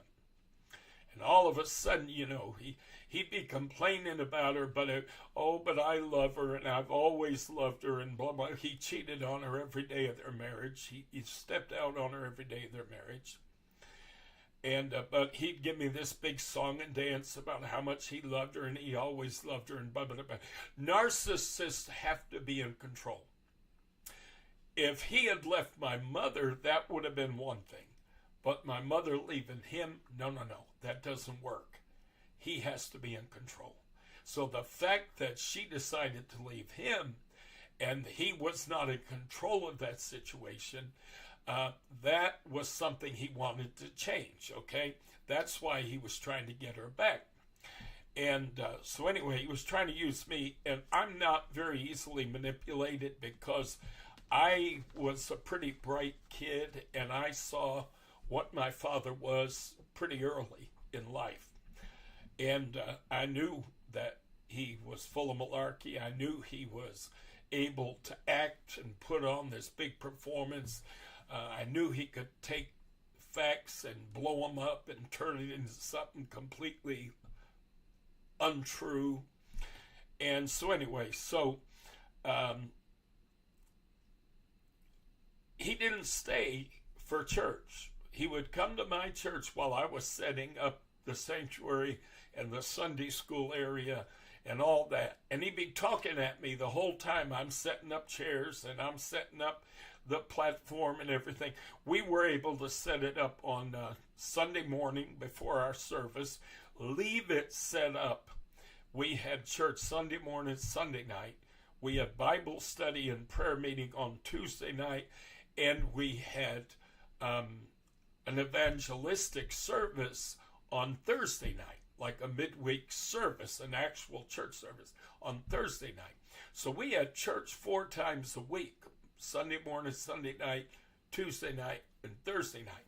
Well, after our service on Thursday night, we would have to break everything down, and there was a back room where we were able to store our pulpit, our altars for prayer, and any things that we used for the church. There was a storage room in the back, and we put it all in the back.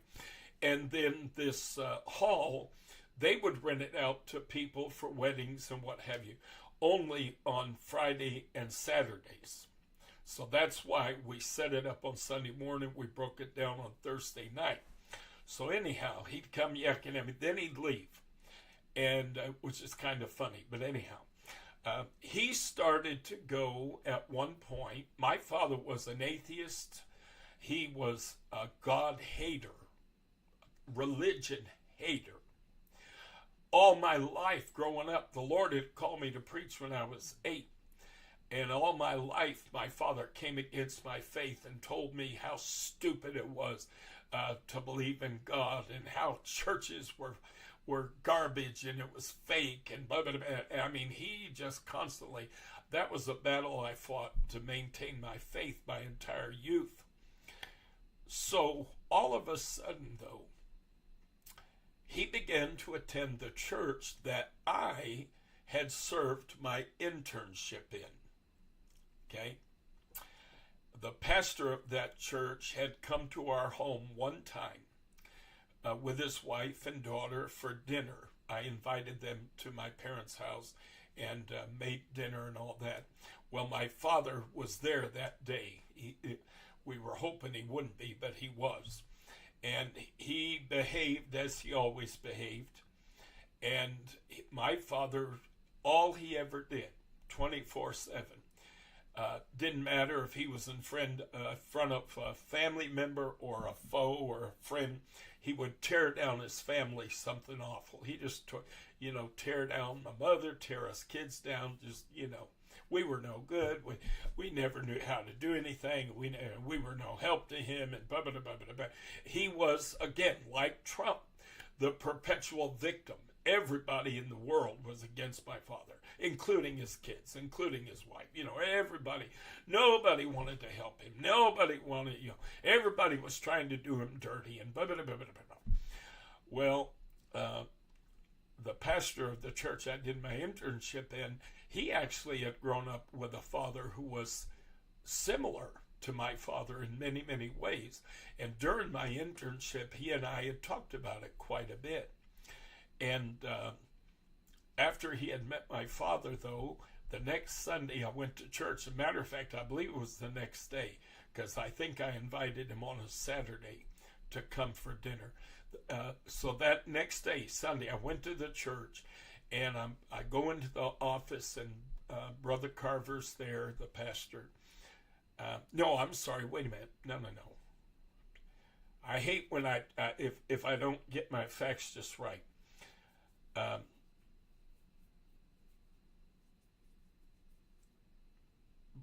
No, Brother Carver and I, at some point, we had a conversation, and he said to me, "Chuck, you win." And I looked at him, I said, "What do you mean?" And he said, "Son," he said, "my father was bad. My father tore me down, and he went to my wife's family before we got married and told them that I was a worthless pile of manure, and if they allowed their daughter to marry me, that, she would be doomed to a life of hell and misery." His own father did this to him. Well, my father did the same kind of things.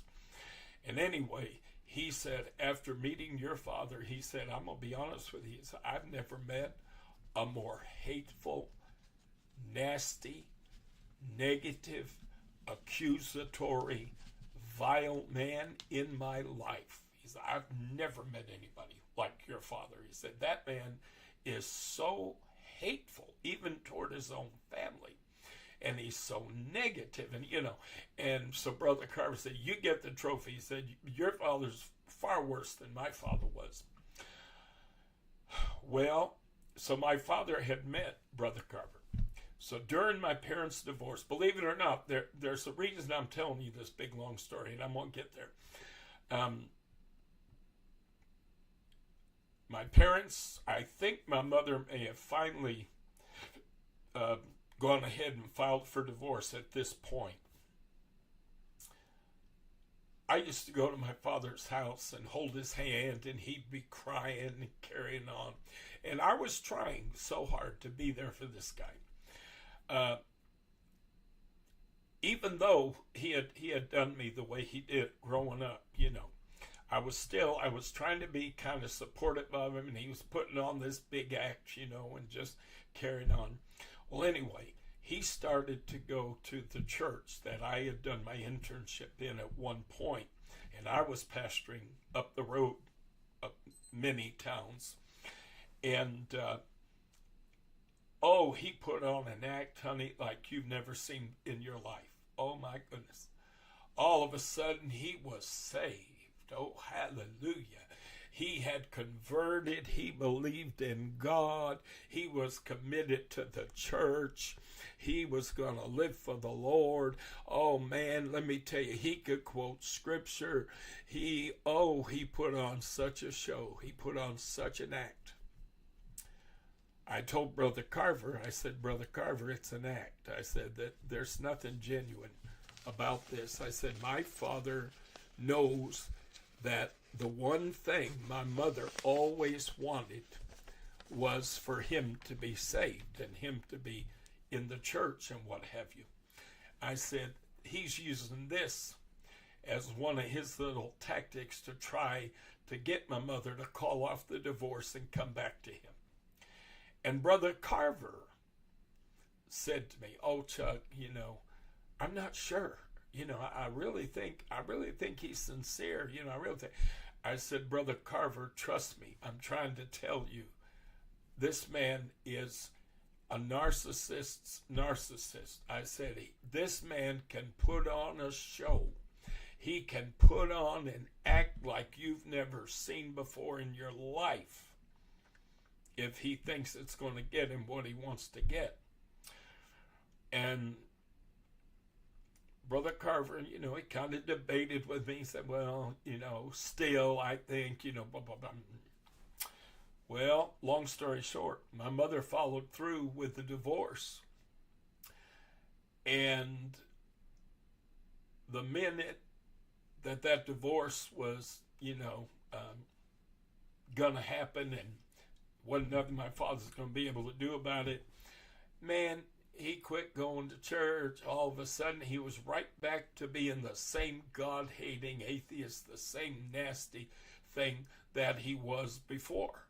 Because that whole, quote, conversion was a big act. It was a game to him. And I knew it. I knew that was just one of his tools of manipulation. So, Pastor, why are you telling this big, long story? Trying to help you understand something about the man Donald Trump. This narcissist, I guarantee you, can put on an act like you've never seen before in your life. He can put on a show. He can convince people of just about anything. This is how all these Christians have become convinced that he's a Christian, because he can put on an act and, he'll do whatever he has to do to make you think that he gives a flying fig about faith or God or the church or the Bible. He'll say what he has to say. He'll use the catchphrases. He'll hold a Bible up in front of the church for one of his propaganda pictures. Oh, he'll establish an office in the church for spiritual well-being and blah, blah, all this crapola. Folks, a narcissist like this will do these things in order to get what they want to get.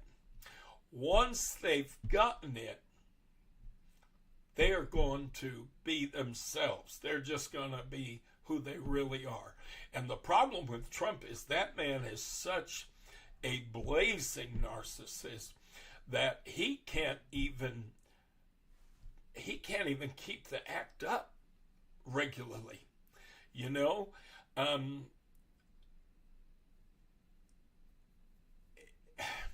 When you listen to him make speeches and when you listen to him talk and when you listen to him do interviews, he's using language and he's saying things that are so contrary to Christianity and so contrary to Christian living, it's not even funny. When he gets in front of all these preachers and, "Oh, President Trump, can we pray for you?" And he's like, "Oh, yeah." And then watch him as they pray for him. He don't even know what to do with himself. He literally just kind of hangs there like he doesn't know what to do with himself. His sister, who was a federal judge herself,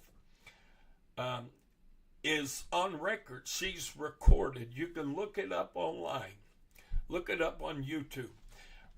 Her niece, Mary Trump, had a conversation with his sister, which was her aunt, Mary Trump's aunt, and they were talking about Donald. And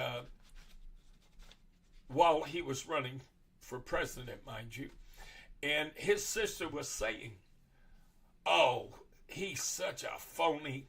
he's standing there telling these stupid people that, oh, he's a Christian and he's committed to Christian values and blah, blah, blah. She said, that man never went to church. He never cared about going to church.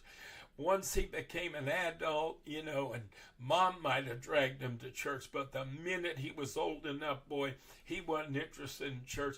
She said, I have never heard him talk anything about being interested in religion or God, but I have heard him talk about how stupid people are that believe in these things and blah, blah, blah, blah, And all of this is recorded. It is on record, folks. You can listen to it with your own ears. And yet, so many people in this country chose to believe what they wanted to believe rather than what was obvious and right in front of their face, because the Christian world thought that we're going to get out of this guy what we want to get.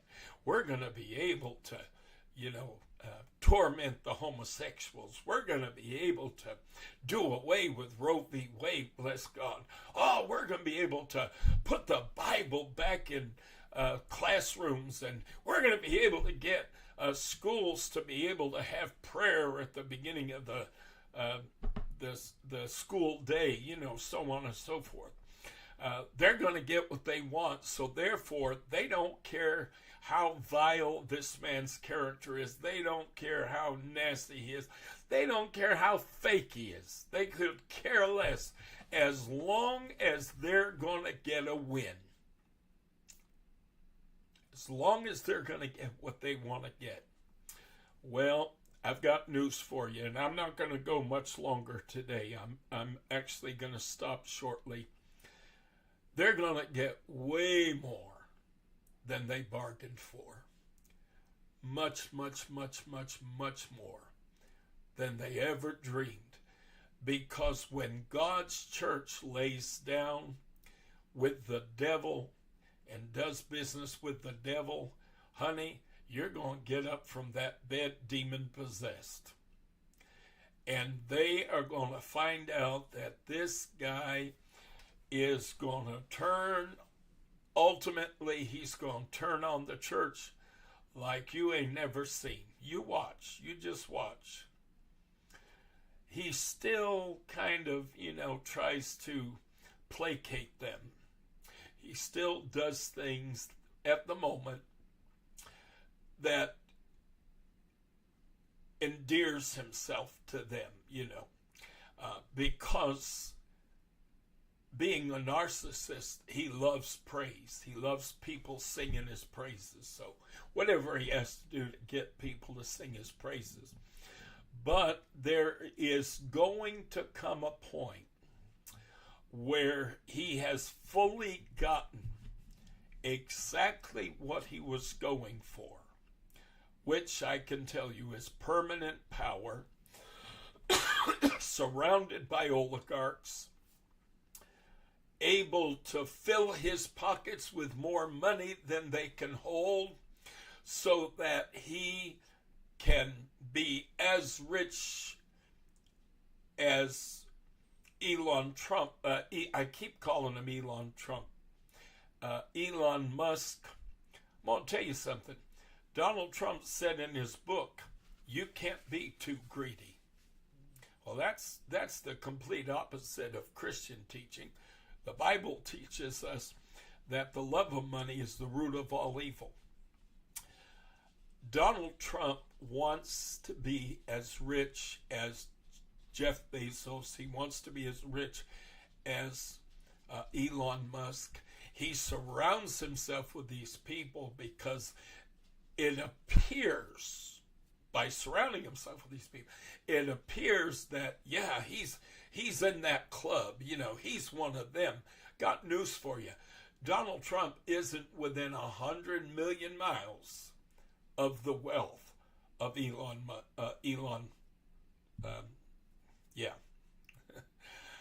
Anyway, he's not within 100 miles of the wealth of Jeff Bezos. He's not within 100 miles of the wealth of most of those people that were around him on Inauguration Day. But he knows that if he can wrest permanent power, that he will be able to rape our country financially. That's what dictators do. He will be able to enrich himself beyond his wildest imagination. Ultimately, dictators abuse their power at levels you can't even imagine. And you watch, Trump will wind up laying siege on people's homes so that he can make it one of his homes. And he'll be able to just, I'm telling you, this is what dictators do. And they usually wind up becoming filthy, ungodly, insanely rich. Even in the Philippines, back in the, the 70s, the late 70s, early 80s, they had a dictator, Marcos, and that man had enriched himself. And my God, he was just the president of this little Tennessee country, this little island country. But he was just corrupt as could be and raping those people financially, raking them over the coals and filling his pockets. So imagine what somebody as corrupt as that could do in a country that has as much wealth and as much prosperity as we have here in the United States. Okay? If Marcos could make him, if Idi Amin in Africa could make himself so filthy rich, Hitler did it.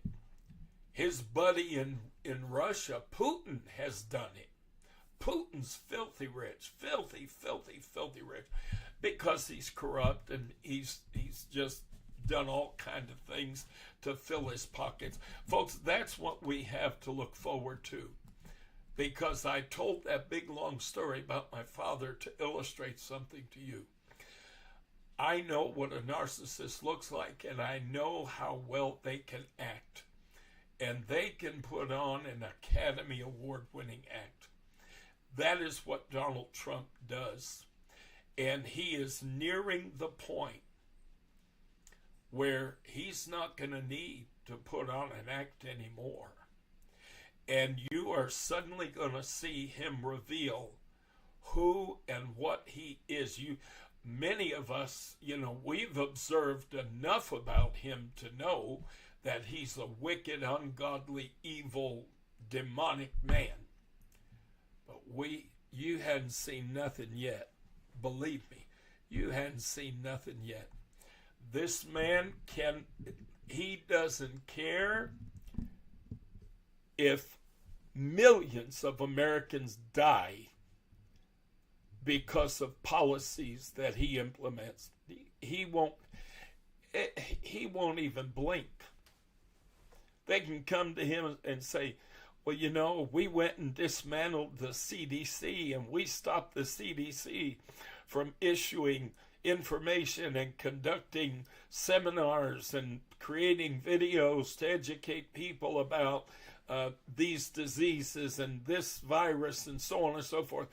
And 4 million people have died as a result of our doing that. And I guarantee you, he'll look at him and say, yeah. That's what these narcissists do, folks. That's why, historically, every dictator that has ever come to power in our world, including Hitler, has been diagnosed through observation as being a narcissist. And you wait and see what Trump really looks like. You think he looks bad. Those of us that aren't walking around with blinders on, those of us that are not refusing to see what is already obvious, we see a lot of horrific stuff. But I'm telling you, I'm warning you, I'm letting you know, you ain't seen nothing yet. Because the minute that man has secured what his goal has been since 2015. The minute he gets what he's been going for, he's going to take off the mask, and you're going to see him for everything that he is. And you're going to find out that he is murderous, he is unfeeling, he is without any empathy whatsoever for anybody on this planet. And he is entirely corrupt, and he is out only to enrich his own self. That's the only reason he's sitting in the Oval Office today. He couldn't give a flying fig about politics. He couldn't care about social issues. He doesn't care about anything except he is a racist, and therefore he is trying to purge our nation of brown and black people. Yes, that's going to be one of his major endeavors. But as far as him caring about things like gay marriage and homosexuality, he could care less. That stuff don't matter to him no kind of way. Now, he may still placate the religious right until he gets what he's trying to get to. But in reality, in his heart, couldn't care less. There are so many issues that man couldn't care less about that it's not even funny. He doesn't care if every bridge in the United States of America collapses and you can't get to work. He doesn't care if the roads are so bad that you can't drive them. He doesn't care, folks, if airplanes are crashing every day, because he's let go of all kinds of people that need to be in their position in order to ensure the safety of airline passengers. Literally, folks, that man does not care. And I just want you to keep your eyes open, because one of these days you're going to see him flip that switch. I guarantee it. You're going to see him flip the switch. All of a sudden, you're going to see real Donald Trump. Right now, we see a lot of glimpses into the real Donald Trump, but we have not yet seen the full, clear vision of what this man really is. And wait until it happens. You're going to see that switch flip, and he is going to be so obviously something vile and evil and wicked and horrific that it isn't even funny. So keep your eyes open, because it's going to happen. All right, folks, I'm going to go ahead and let you go today. I was hoping to keep this podcast within 2 hours. I've gone about 20 minutes over. I hope that I've said something that has helped you to think, to look at things critically, to reason, not just to let the propagandists tell you what things are. But I hope that I've helped you to kind of look at some things and say, well, wait a minute, does that even make sense? Like I said earlier, people think that Trump is doing certain things just to get revenge on people. And I'm telling you, no, it goes way further than that. It has to do with dismantling government, because he ultimately plans on discarding the Constitution so he can establish a dictatorship. Look at things critically. Be careful. Be mindful. And once again, I say as I close, if you're somebody that may be within a population of people who eventually, potentially could be targeted by the Trump administration, if for no other reason to appease the religious right, if you are gay, if you're lesbian, if you're bisexual, if you're transgendered, he's already declared war on transgendered people, which is just horrific. And folks, if you're transgendered, I know hundreds of transgendered people. I've pastored any number of transgendered people. To be honest with you, in years past, I've dated transgendered people. I understand the issue, and I personally have absolutely no problem understanding the whole transsexual, transgendered issue. But if you're in one of these populations, if you're black, if you're brown, if you're Asian, if you're not lily white and Anglo-Saxon Protestant, you may want to begin now, no, not you may, you need now to begin doing a little research, okay? You need to find out if you were to need to leave this country for your own safety. You need to find out now.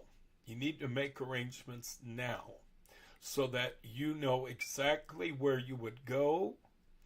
You have some idea of what it would cost you to get there, and you know what that country would require if you were to, for instance, ask for asylum, okay? So you need to look into some things now. I guarantee you, I'm not kidding, I guarantee you that the Clintons and the Bidens have already made arrangements to get out of Dodge. I guarantee it. I guarantee it. And I'll tell you this, when you begin to see some of the people that Trump has threatened over the years, politicians, when you begin to see them being arrested and put in jail, and Trump carrying out these ridiculous, asinine, vindictive, actions, that may be the time to seriously consider getting on a plane and going to Canada, getting on a plane and going. You don't have to go north. You can go south. If you don't like the cold weather, you can go south. Matter of fact, I'd be willing to bet that Mexico would probably be happy to get a lot of Americans, especially the well-to-do Americans, they'd be thrilled to death to have them run to Mexico, because all it's going to do is help the economy wherever people go. Ultimately, it's going to help their economy, and those countries know it, So anyway, if you own property in another country, you're blessed, because, I have friends on Facebook, for instance, who own a little house in Belize, and I love Belize. It's pretty, it's a beautiful place. We've been there on a cruise one time, and this lady, she and her partner could easily just go to their house in Belize, but if you don't have that, then seriously, I am not joking, I am not teasing, I'm as serious as a heart attack. You need to start looking now. Just do some looking on the internet. What is required to request asylum in Canada or wherever you're thinking of going, and or to go there as a refugee, So you need to look into that, because there's a very real probability that you may need to do that. And if you wait until too late, if you wait until you need to do it to try to start learning what you need to do, you're probably going to wind up being too late, and you're going to be stuck here, and you're not going to be able to get out, okay? Remember the lessons of Germany. Remember what happened to the Jews in Germany. Many who saw Hitler for what he was from day one jumped on trains and got on planes and got in their cars and made their way out of Germany as fast as they could. There was a mass exodus from Germany of many, many people when Hitler first rose to power. And then, as time went by, Hitler needed those people to work. He needed the slave labor. He needed them to be working in camps. So they froze the borders. And all of a sudden, you couldn't get out anymore. And the same thing could happen here. And you need to find out what you might need to do.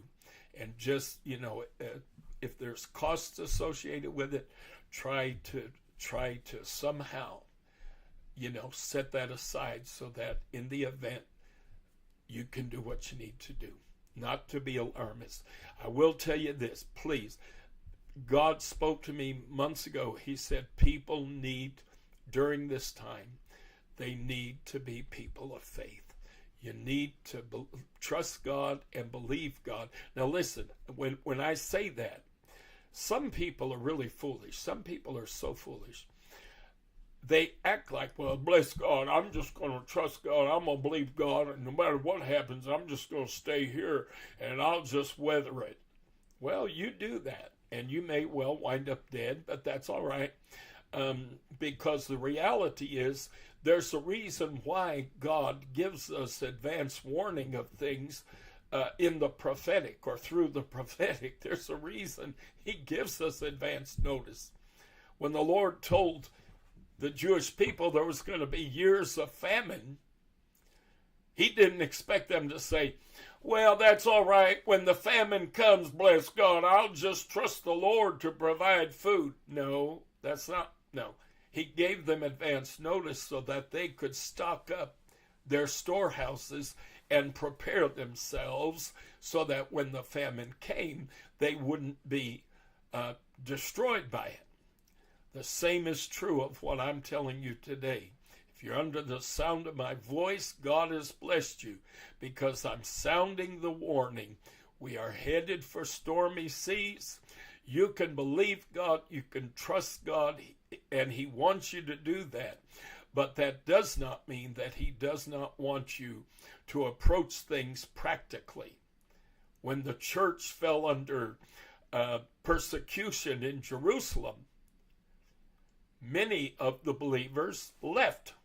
And the Lord said, if you are rejected in a city, he said, if they persecute you in a city, what did Jesus advise his disciples to do?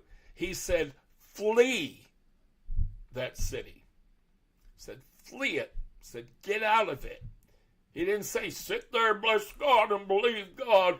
Just trust the Lord. He'll keep you. No, a whole bunch of believers wound up dead in Jerusalem during the persecution in the first century, okay? So those that fled obviously lived. Those that stayed wound up dead. So when God gives us advance warning by reason of the prophetic, the purpose in that is so that we can prepare ourselves and make ourselves ready. So I encourage you today, make yourself ready and trust God, believe God, believe the Lord. Like if you don't have what you need to do what you would need to do, believe God that he'll help you, all right? And he will. He'll help you to either get the resources to do it or help you to find another way to get it done. Okay, one way or the other, he'll help you. But you've got to be thinking practically, and you have to be making practical preparations, all right? It's been 2.5 hours. I've talked enough for today. I hope I've said something that has been helpful to you, something informational, and again, something that made you think. Until we meet again, hopefully tomorrow at 4 o'clock, I say this, and I mean it from the bottom of my heart. I pray that God bless you in Jesus' name. Welcome to A Voice of Reason in Turbulent Times with Pastor Charles Burnett-Morrow. Get ready to hear inconvenient, yet very necessary, truths about what is happening in our world today.